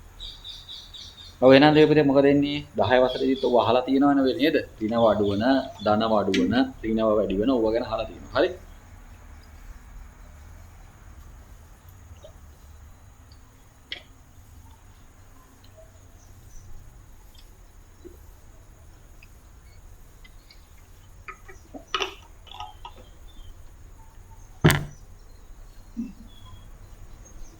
නෝ දුවල පුතාට පේන x කණ්ඩාංකයේ මෙහෙට යනකොට පුතේ ප්‍රස්ථාරේ පල්ලම් වහින්නේ මෙතන මේ y කණ්ඩාංක ගත්තොත් මේ ප්‍රස්ථාර මේ කෑලි ධන මේවා ඍණනේ. එහෙනම් පුතේ ඍණව අඩු වෙනවා කියන්නේ x කණ්ඩාංකයෙන් හෙටනකොට මෙන්න මේ පරාසය. මොකද පුතේ පරාසය වෙන්නේ? ඍණ 0.4 ඉඳලා කීය දක්වාද? ඍණ 0.4 ඉඳලා x වර්ගය ධන 1 දක්වා තමයි එනන්නේ. දැන් ලියන්න පුළුවන් ඍණ 0.4 විශාලයි x කුඩායි 1 කියලායි එන්නම් ගන්න. ඔන්න ඔය පරාසයේදී තමයි මොකක්ද එයා සිද්ධ වෙන්නේ? ඍණව අඩු වෙනවා. ස්කන්ධාංගේ මෙහෙට යන්න මෙයා ඍණව ටික ටික අඩු වෙගෙන යනවා. හරි ලියන්න දීපු ඊගා අවස්ථාව. ඕම ඉලක්කම් 4.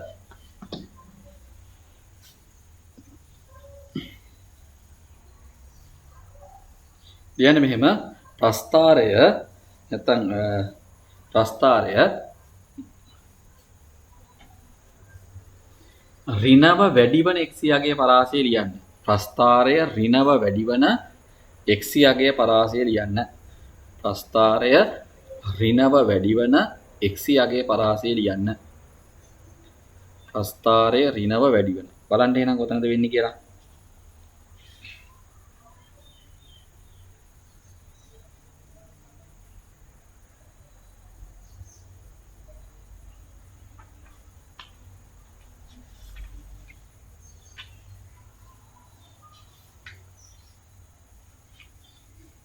හරි එහෙනම් දේවදේ කොහොමද එන්නේ?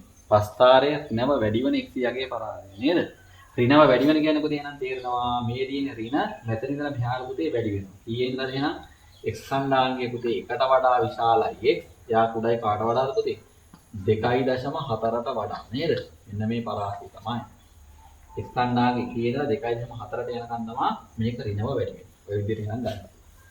ඊට පුතේ ධනව වැඩි වෙන පරාසයත් උතන නියලා දාන්න පුළුවන් 2.4ට වැඩිය විශාල. ඒකත් ඕනනම් දාමු. ලියන්න පුතේ ඊට රෝමි ඉලක්කම් 5 ලියන්න. ශ්‍රිතය ධනව වැඩි වෙන x යගේ පරාසය ලියන්න. ශ්‍රිතය ධනව වැඩි වෙන 5. ශ්‍රිතය ධනව වැඩි වෙන x අගය පරාසය ලියන්න. ශ්‍රිතය ධනව වැඩි වෙන x අගය පරාසය ලියන්න.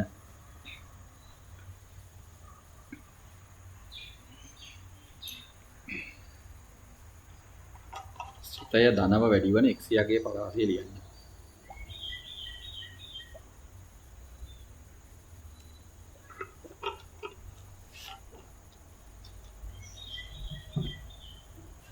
හරි එහෙනම් පුතේ කොතනද? මෙතනින් එහාට වාර වෙනවා x අගේ වැඩි වෙද්දී y ධන වෙනවා. එහෙනම් මොකද්ද පුතේ අගේ පරාසය ඉන්නේ? 2.4ට වැඩිය විශාලයි කියලා අපි ඕනනම් දාමු. හරි. ඔය කියනනම් අපිට ලියන්න පුළුවන් මේ ප්‍රස්ථාරයේ දීලා තියෙන පරාසය ගත්තා නම් පුතේ 2.4 ඉඳලා 4 දක්වා. නමුත් සමස්තයක් වශයෙන් ගත්තොත් නම් ওই දිගටම යනවා. හරි. එහෙනම් පුතේ 2.4ට වැඩිය විශාලයි x කියලා ලියන්න පුළුවන්. මේ පරාසය නම් ඒකේ ඉඳලා ධන 4 දක්වා තමයි ඉන්නේ. හරි. 4 කියලා දාමු. 2.4ට වැඩිය විශාලයි 4ට වැඩිය ඔය විදිහටයි. හරි එහෙනම් දෙවිපති ඊට පස්සේ මෙන්න මේවා ලියන්නකෝ. ලියන්න ඊගාවට ලියන y සමානයි බිඳුව වන විට x අගයන් ලියන්න. y සමානයි බිඳුව වන විට නෑ y සමානයි බිඳුව වන x අගයන් ලියන්න. y සමානයි බිඳුව වන x අගයන් ලියන්න.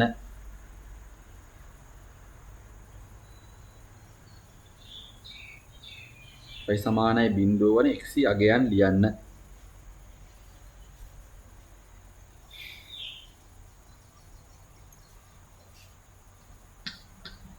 y සමානයි බිඳුව වන x අගයන් ලියන්න. කොහොමද කොතනද මේ පුතේ තියෙන්නේ? y සමානයි බිඳුව වන x එක ලියන්න බලන්න ඔයාලා මොනවද එන්නේ කියලා එහෙනම්. ඔව් ඒක අපිට එහෙනම් ලියන්න පුළුවන් දී පුතේ මේ තියෙන්නේ මේ y වලාගේ ඍණාකයන් බිඳුව ධනාකයන්නේ. ඒ කියන්නේ පුතේ මේ රේඛාව කියන්නේ y සමානයි බිඳුවේ රේඛාව. හරි. එහෙනම් y සමානයි බිඳුවට අදාළ x කියන්නේ ඉන්නේ පුතේ මේ කැපෙන ලක්ෂණ දෙක තමයි. එහෙනම් ලියන්න මොනවද ඒක x කියන්නේ දෙක වෙන්නේ? x සමානයි ඍණ 0.4 කමා x සමානයි 2.4 තමයි. දැන් පුතේ y සමානයි බිඳුවට අදාළ රේඛාව ගන්න කැපෙන ලක්ෂ දෙක දාන්න. හරි? ඔය විදිහටයි එහෙනම් ඉන්නේ. ඔය විදිහටයි ඉන්නේ. තර 2.4 ඈ. හරි. ඒක ප්‍රශ්නයක් නැහැ. ඒ විදිහටයි එන්නේ. හරි මේක කාට හරි වීඩියෝ එක දිගා වැඩි වගේ කියලා හිතනා නම් පුතේ මේක එක දවසින්ම වීඩියෝ එක සම්පූර්ණයෙන් බලන්න ඕනේ කියලා නීතියක් නැහැ. හරි. ඔයාලා ඔන්න එක දවසක මේක වීඩියෝ එකකින් කොටසක් බලලා ඊගා දවසේ ඉතිරි කොටස බලන්න. මම කොහොම හරි කරලා හැබැයි ඉතින් එක දවසෙන් බලලා ඉවර කරන්න පුළුවන් නම් හොඳයි. මොකද පුතේ ඔයාලා අරමුණක් වෙනුවෙන් යනවා නම් ඔයාලා ඒ වෙනුවෙන් යම් කැපකිරීමක් තියන්න ඕනේ. හරි. තේරුණානේ? අධ්‍යාපනය කියන්නේ අර ඉස්සර කියන්නේ නේද? ඉගෙනීම යන කටුවත්තකි නේද? එහි ප්‍රතිඵලය මල්ලිත් එක වගේ මේක කටුකයි තමයි. මේ කටුකතාවයේ තුල තමා පුතේ සාර්ථකත්වයට යන්න තියෙන්නේ. නිසා කටුක වුණාට කැපකිරීමෙන් වැඩ කරන එක අවශ්‍යයි. ඔයාලා මේක සාර්ථක කරන්න ඕනි නම්. හරි. එහෙනම් ওই විදිහටයි ඒක සිද්ධ වෙන්නේ. හරි? ඊගාට මම ඔයාලට දුන්නොත් ලියන ශ්‍රිතය ඍණවන අගය පරාසය ලියන්න. ශ්‍රිතය ඍණවන අගය පරාසය ලියන්න. ශ්‍රිතය ඍණවන අගය පරාසය ලියන්න. ශ්‍රිතය ඍණවන අගය පරාසය ලියන්න.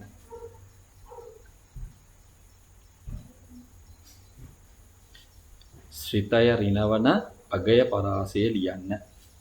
හරි දුර පුතාලා ලියලා දාන්න බලන්න එහෙනම් මේ ශ්‍රිතය ඍණවන අගය පරාසය මොකක්ද කියලා. ශ්‍රිතය ඍණවන අගය පරාසය.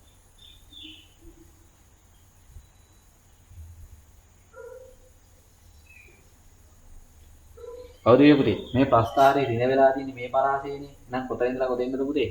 ඍණ 0.4 ඉඳලා ධන 2.4 නේද? එහෙනම් කියන්න පුළුවන් ඍණ 0.4. ඍණ 0.4ට වඩා විශාලයි x. ඒක කුඩා වෙනවා 2.4ට වඩා. එහෙනම් ඍණ 0.4ට වඩා විශාලයි x. ඒක කුඩායි කාට වඩාද? 2.4ට වඩා.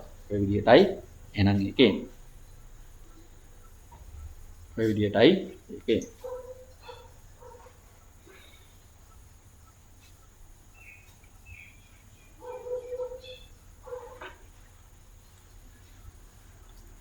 හරි. ලියන්න ඊගාව කතාව පුතේ රෝම ඉලක්කම් 8 දාන්න ශ්‍රිතය ධනවන අගය පරාස ලියන්න. ශ්‍රිතය ධනවන අගය පරාස ලියන්න. ශ්‍රිතය ධනවන අගය පරාස ලියන්න. ශ්‍රිතය ධනවන අගය පරාස ලියන්න. මේ ප්‍රස්ථාර පුතේ ධන වෙන අගය පරාස තමයි අහලා තියෙන්නේ. ශ්‍රිතය ධනවන අගය පරාස ලියන්න. හරි දොළ පුතාලා ලියන්න බලන්න නේද ටක් ගාලා. ශ්‍රිතය ධනවන අගය පරාස වෙන්නේ මොනවද? මේ ප්‍රස්ථාරයේ නෙවෙයි පුතේ සමස්ත ශ්‍රිතයට තමයි ඔය අහන්නේ. ප්‍රස්ථාරයේ නම් පුතේ අගය පරාස යම් දෙයක් කියන්න බෑ සමස්ත ශ්‍රිතයට අහන්නේ. ශ්‍රිතය කියන්නේ අර සමීකරණයට අපි මේ දැම්මේ පුතේ ඍණ දෙකේ ඉඳලා ධන 4නේ. කොහොම දාන්න නැතුව ඍණ 3 ඍණ 4 ඕන ගාණක් අතන ධන 5 ධන 6 ඕන ගාණක් දැම්මොත් වළංගු වෙන විදියට අහන්න. ශ්‍රිතේ ඍණවන අගය පරාස වෙන්නේ මොකද්ද? ශ්‍රිතේ ධනවන අගය පරාස වෙන්නේ මොකද්ද පුතේ?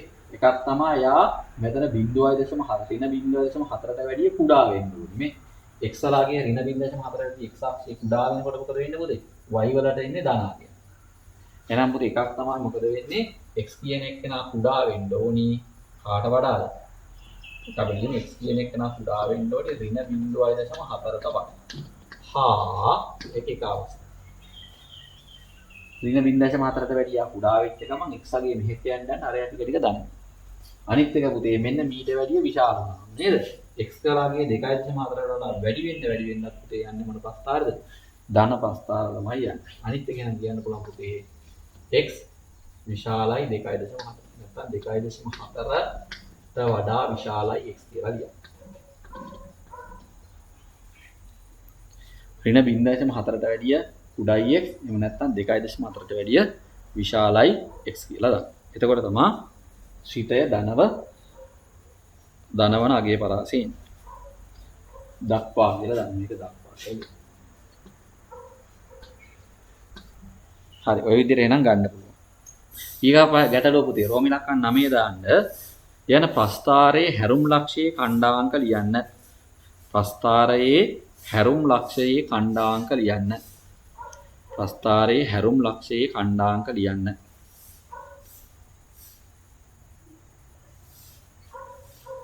ප්‍රස්ථාරයේ හැරුම් ලක්ෂයේ ඛණ්ඩාංක ලියන්න.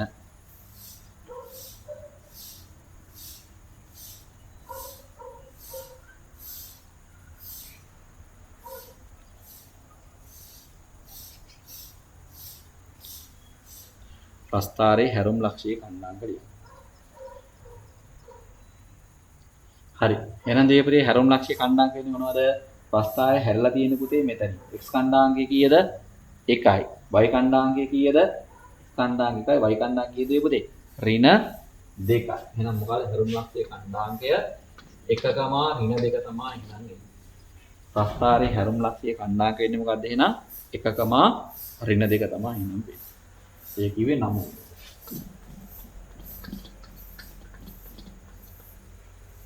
හැරුම් ලක්ෂයේ ඛණ්ඩාංක තමයි ඒ. මේක පුතේ ප්‍රස්ථාරයේ තියෙන අවමයක්ද උපරිමයක්ද කියලා අහුවොත් මේ මොකද්ද තියෙන්නේ පුතේ? ප්‍රස්ථාරයේ තියෙන්නේ අවමයක් නේද? අවමයක්. ඒකයි මම විශේෂයෙන් කියන්න උත්සාහ කරන්නේ නැහැ. ওই විදිහටයි එන්නේ. දැන් අවසාන වශයෙන් මෙන්න මෙහෙම කියන්න පුළුවන්. ඕකෙම පුතේ අපිට ගන්න පුළුවන් නිගමනයක් තියෙනවා මෙන්න මේක. හරිද? මං අහුවොත් අපි ගත්ත සමීකරණය මෙහෙම එකක්. මොකද්ද? x වර්ගය ඍණ 2x ඍණ 1 සමානයි බිඳුව. මේක ලියා ගන්නකෝ.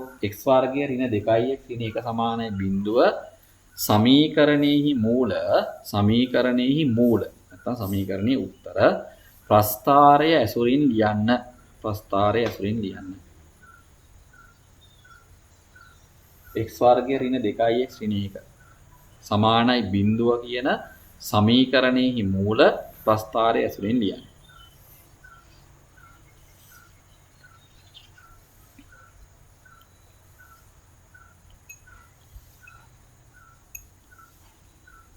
හරි. එහෙනම් දුවේ පුතේ කොහොමද ඔක ප්‍රස්ථාරය ඇසුරින් ලියන්නේ? මතක තියාගන්න දුවේ පුතේ මේ කරලා තියෙන අර අපිට දුන්න සමීකරණේ තිබ්බේ මෙහෙම්මනේ y සමානයි x වර්ගය ඍණ 2x ඍණ 1. මං කරේ පුතේ y වෙනුවට බිඳුව දැම්මා. පැහැදිලිද? y වෙනුවට බිඳුව දැම්මා කියන්න පුතේ y සමානයි බිඳුවේනේ මේක ඍණ බිඳුව ධන. එහෙනම් පුතේ y සමානයි බිඳුව රේඛාව මේකනේ. එහෙනම් පුතේ මේ සමීකරණයේ මූල එන්නේ මතක තියාගන්න පුතේ මෙන්න මේ y සමානයි බිඳුවේ රේඛාව කැපිලා තියෙන ලක්ෂ දෙක තමයි යාගේ මූල බවට පත් වෙන්නේ. එයාගේ උත්තර බවට පත් වෙන්නේ මොකක්ද එහෙනම්? මේ සමීකරණේ x ඛණ්ඩාංක වෙන්නේ මොනවද? මේ සමීකරණයට දාලා x මූල වෙන්නේ නැත්නම් x උත්තර වෙන්නේ මොනවද එහෙනම්? මෙන්න මේ අගයන් දෙක තමයි. එහෙනම් ලියන්න පුළුවන් පුතේ මේකේ මූල වෙන්නේ මොනවද කියලා අපිට කියන්න පුළුවන් මේ විදිහට මේ සමීකරණයේ මූල වශයෙන් එහෙනම් ඉන්නේ x සමානයි ඍණ 0.4 හා x සමානයි ධන 2.4 මේක තමයි. පැහැදිලිද මං කියපු දේ? මොකද පුතේ මේ සමීකරණය තමයි y කියලා කලින් දීලා තිබ්බේ. දැන් y සමානයි බිඳුව කරලා තමයි තියෙන්නේ. y සමානයි බිඳුවේ රේඛාව කියන්නේ පුතේ මෙන්න මේ රේඛාව. ඒ රේඛාව කැපිච්ච ලක්ෂ දෙක මේක. මෙන්න මේ ලැබිච්ච කැපිච්ච ලක්ෂ දෙකේ x ඛණ්ඩාංක කියන්නේ ඇත්තරම මෙන්න මේකේ සමීකරණේ මොනවද? මූල බවට පත් වෙනවා. එහෙනම් ලියාගන්න x සමානයි ඍණ 0.4 හා x සමානයි 2.4 තමයි වෙන්නේ. හරි. ඒ විදිහටයි ඒක එන්නේ. ඒක එහෙනම් දාගන්න.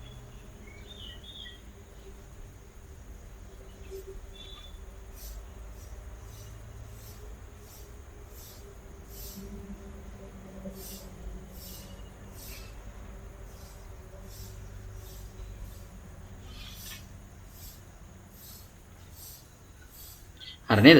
හරි. එහෙනම් ඒක ප්‍රශ්නයක් නැහැ. ওই විදිහටයි එන්නේ. හරි අපි මේක තව එක දෙයක් පොඩි කරුණක් එහෙනම් ඊගාවට බලමු. හරි. තව පොඩි කොටසක් මම මේක කියන්නම්. මේක එහෙනම් ප්‍රශ්නයක් නැහැ නේ.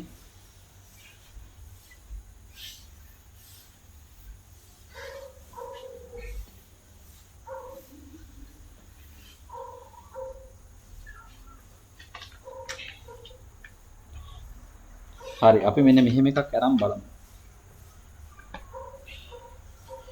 ඒක දෙවෙනි අවස්ථාව වෙන ලියා ගන්න පුතේ A කියන එක්කෙනා කුඩයි බිඳුව විට. A කියන එක්කෙනා කුඩයි බිඳුව විට කියලා දාන්න. ඉස්සරලා ගත්ත A කියන එක විශාලයි බිඳුවටනේ. දැන් ගන්න දුවල පුතාලා A කියන එක කුඩයි බිඳුව විට. A කුඩයි බිඳුව විට. හරි ඒකේ මම කොටසක් ඒක කියන්නේ ඒක ලොකුවට අර වගේ වැඩි ගොඩක් කියන්නේ උදාහරණ දෙක කියලා අපි දාමුකෝ. උදාහරණ දෙක. ලියන්නේ මෙහෙම y සමානයි ඍණ x වර්ගය ධන x ධන 3. ඍණ x වර්ගය ධන x ධන 3.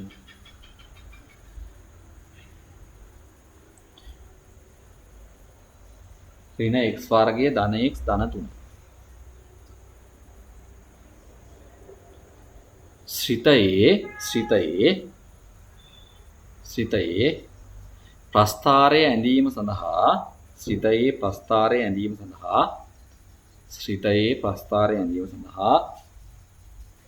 ඍණ 3ට වැඩිය විශාල හෝ සමානයි x කුඩා හෝ සමානයි 4. පරතරය වැඩි වෙයිද?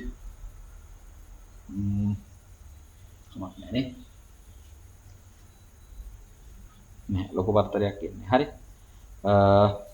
ඔව් ධන 4. පරාසය තුල අගය වගුවක් ගොඩ නගමු. මෙන්න මේ පරාසය තුල අගය වගුවක් ගොඩ නගමු.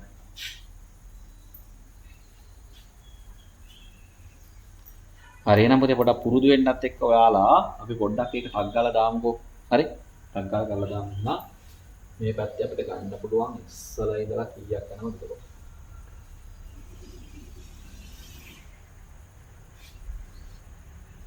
එතන x තියෙනවා x වර්ගයේ 2යි ධන x 3යි ධන 3යි 4යි මහයි 6ක් නේ.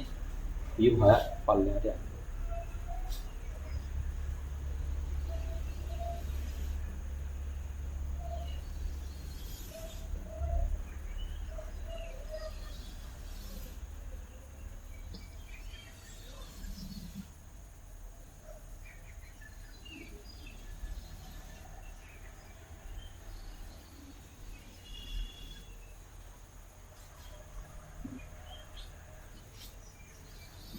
නම්බරේ මේක x මේක මොකද්ද ඍණ x වර්ගය කියලා අපි දාමු. මේක x දැන් ධන x මෙතන ධන 3 මෙතන y මෙතන xy කණ්ඩායම් කියලා දාමු. xy කණ්ඩායම් කියලා දාමු. මම මේක පුතේ කෙටියෙන් මේක විග්‍රහ කරන්නම්. මේකේ අර විදිහට සමස්තයය කීකේ ලොකු දිග විස්තරයකට යන්නේ නැහැ. මම ඒක යම් කෙටි විස්තරයක් කරන්නම්. හරි. එහෙනම් පුතේ ඍණ 3 ඉඳලා ධන 4 දක්වා ඍණ 3 ඍණ 2 ඍණ 1 බිංදුව එතන 4යි 4යි 8ක් වෙනවා නේද? 8ක් වෙනවා.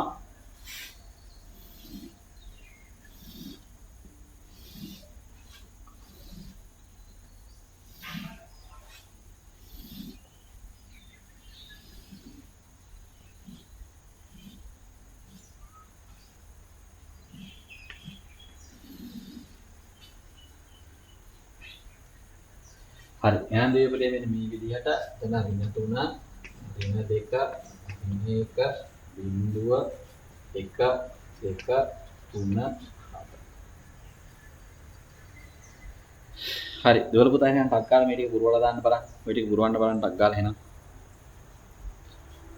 පුරවන්න පටන් ගන්න.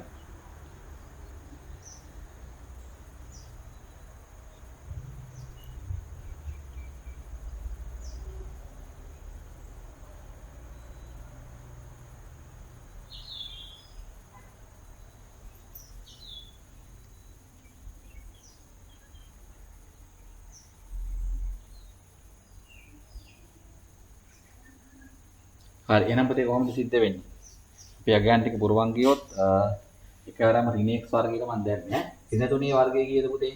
ඍණ 3 වර්ගය ඍණ 3 වර්ගයයිලා ධන 9යි. ඒක පුතේ මේ ඍණ 1කින් වැඩි වුණොත් ඍණ 9යි. හරි අපිට තේරුම් ගන්න. මෙතනත් පුතේ ඍණ 2 වර්ගය කීයද? ධන 4යි. ධන 4 ඍණෙන් වැඩි වුණොත් කීයද? ඍණ 4යි.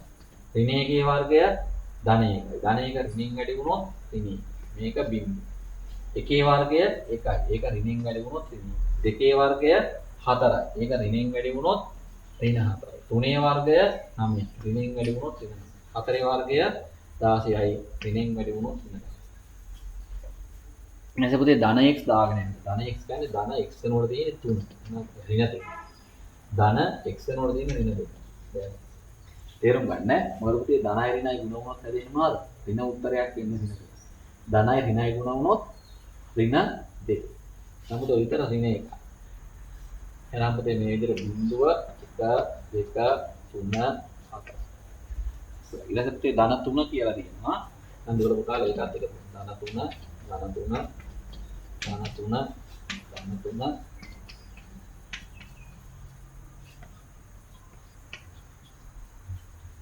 හරි ඔය විදිහට දාන්න පුළුවන්. එහෙනම් ඊට පස්සේ පුතේ y කණ්ඩාංගය එහෙනම් ලියන්න පුළුවන්.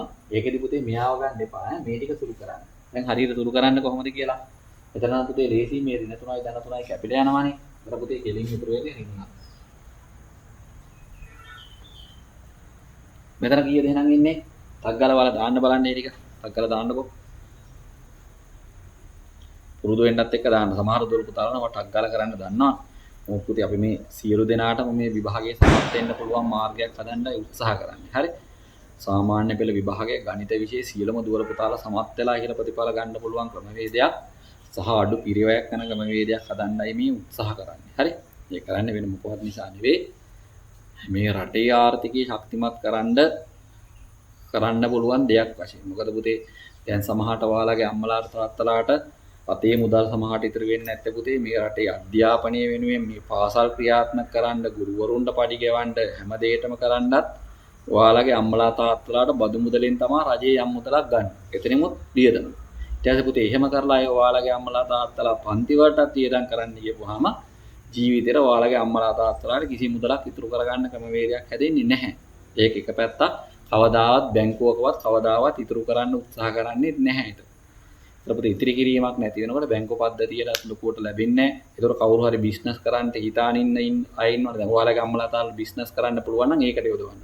එහෙම බිස්නස් කරන්න බැරි නම් ඔයාලගේ අම්මලා තාත්තලා කියලා බැංකුවක හරි එක තැන්පත් කරොත් ස්ථාවර තැන්පතු කියන්නේ අපි කියන්නේ ෆික්ස් ඩිපොසිට් කියලා. එහෙම හරි තැන්පත් කරොත් පුතේ වෙන කවුරු හරි බිස්නස් කරන්න පුළුවන් කෙනෙක් හරි ඕක අරගෙන ඊට පස්සේ යාලා මොනවා හරි කරලා මේ රටට ආයෝජන කරනවා. මොනවා හරි ව්‍යාපාර වලින් ආයෝජන කරනවා. ඒ සියල්ල තුළ රටට යම් සාධාරණයක් සිද්ධ වෙනවා. දැන් ඔයාලා යන සිස්ටම් එකට ගියා කියලා පුතේ එහෙම වෙන්නේ ඔයාලා ඉස්කෝල නඩත්තු කරන්නත් අම්මලා තාත්තලා වියදම් කරනවා. රජයේ බදු වශයෙන් ක්ලාස් වලටත් වියදම් කරනවා. කවදාවත් ප්‍රශස්ත ජීවන මට්ටමක් ලැබෙන්නේ නැහැ. මේ රටට කොහෙන්වත් විදේශ විනිමය ඇවිල්ලා මේ රට දියුණු වෙන්නේ නැහැ. ඒක වෙනස් කරන්න ඕනි සංකල්ප. තේරුණාද නැද්ද දන්නේ නැහැ. මම කෙටි අදහසක් කිව්වේ. හරි. ඒ නිසා තමයි මෙහෙම ක්‍රමවේදයක් උත්සාහ කරන්නේ යමක් කරන්න පුළුවන්ද කියලා බලන්න. හරි.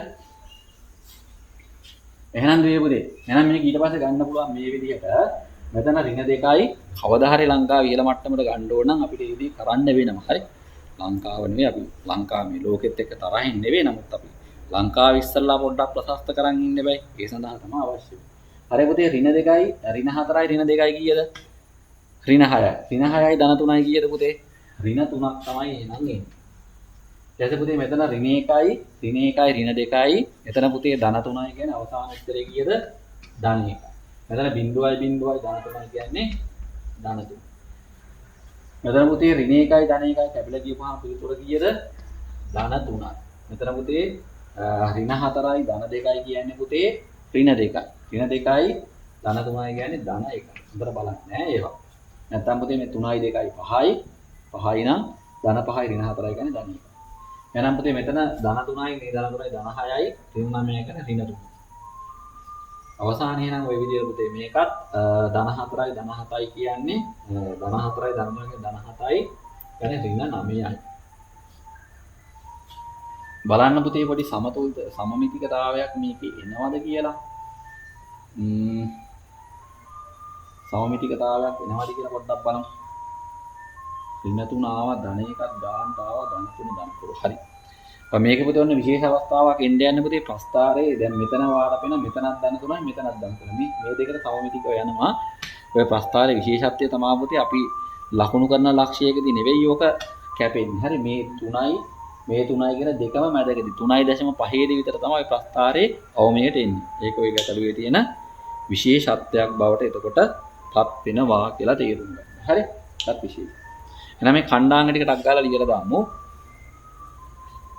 එහෙනම් පුතේ ඍණ 3යි ඍණ 9යි. එයාගේ පුතේ එතන ඇවිල්ලා ඍණ 2යි ඍණ 3යි. මෙතන පුතේ x ඛණ්ඩාංගයේ ඍණ 1යි y ඛණ්ඩාංගයේ ධන 1යි. මෙතන පුතේ x ඛණ්ඩාංගයේ බිඳුවයි y ඛණ්ඩාංගයේ ධන 3යි. මෙතන පුතේ x ඛණ්ඩාංගයේ 1යි y ඛණ්ඩාංගයේ ධන 3යි. x ඛණ්ඩාංගයේ 2යි y ඛණ්ඩාංගයේ ධන 1යි. x ඛණ්ඩාංගයේ 3යි y ඛණ්ඩාංගයේ ඍණ 3යි. x ඛණ්ඩාංගයේ 4යි y ඛණ්ඩාංගයේ ඍණ 9. ඔය විදිහටයි y ඛණ්ඩාංගයේ ඍණ 9.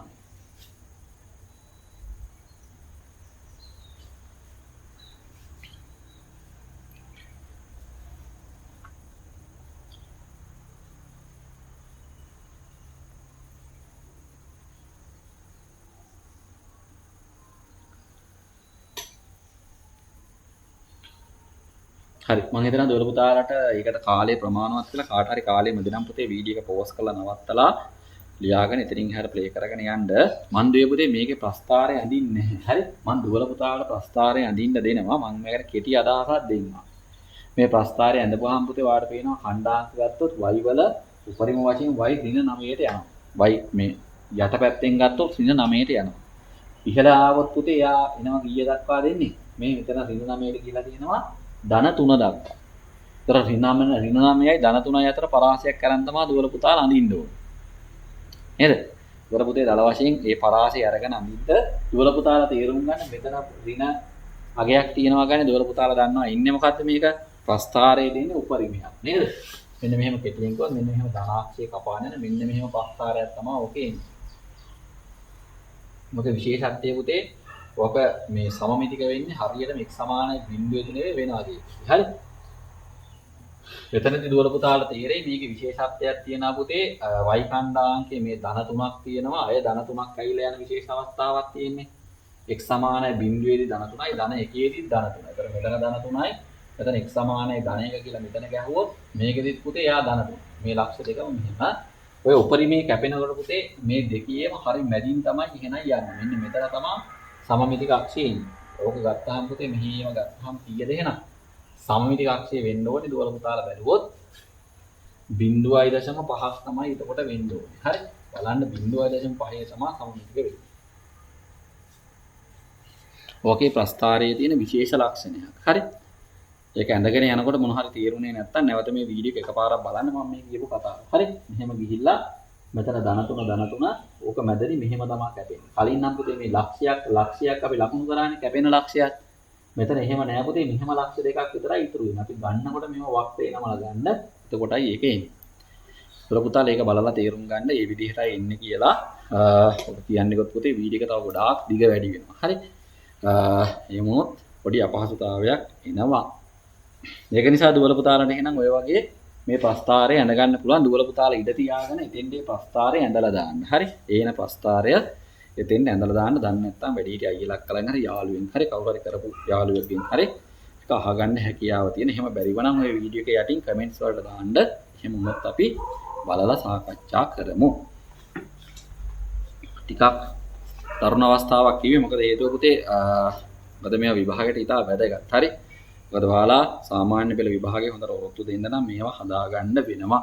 එහෙනම් දුවල පුතාලට අවසාන වශයෙන් එහෙනම් කියන්නම් මෙන්න මේ විදියට.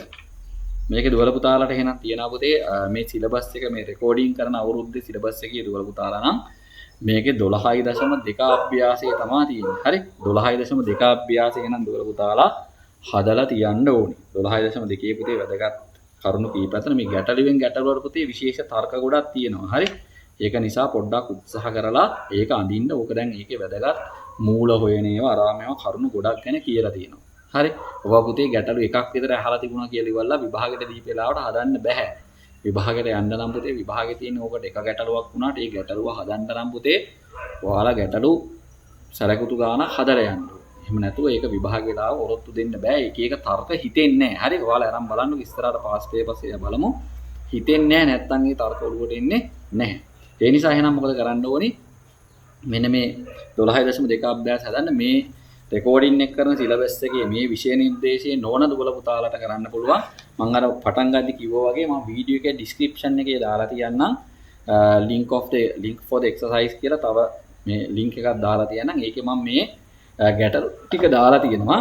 දුබල පුතාලා එහෙනම් උත්සාහ කරලා මේ ගැටලු ටික හදලා තියන්න. හරි. මේ ගැටලු ටික හදලා තියන්න.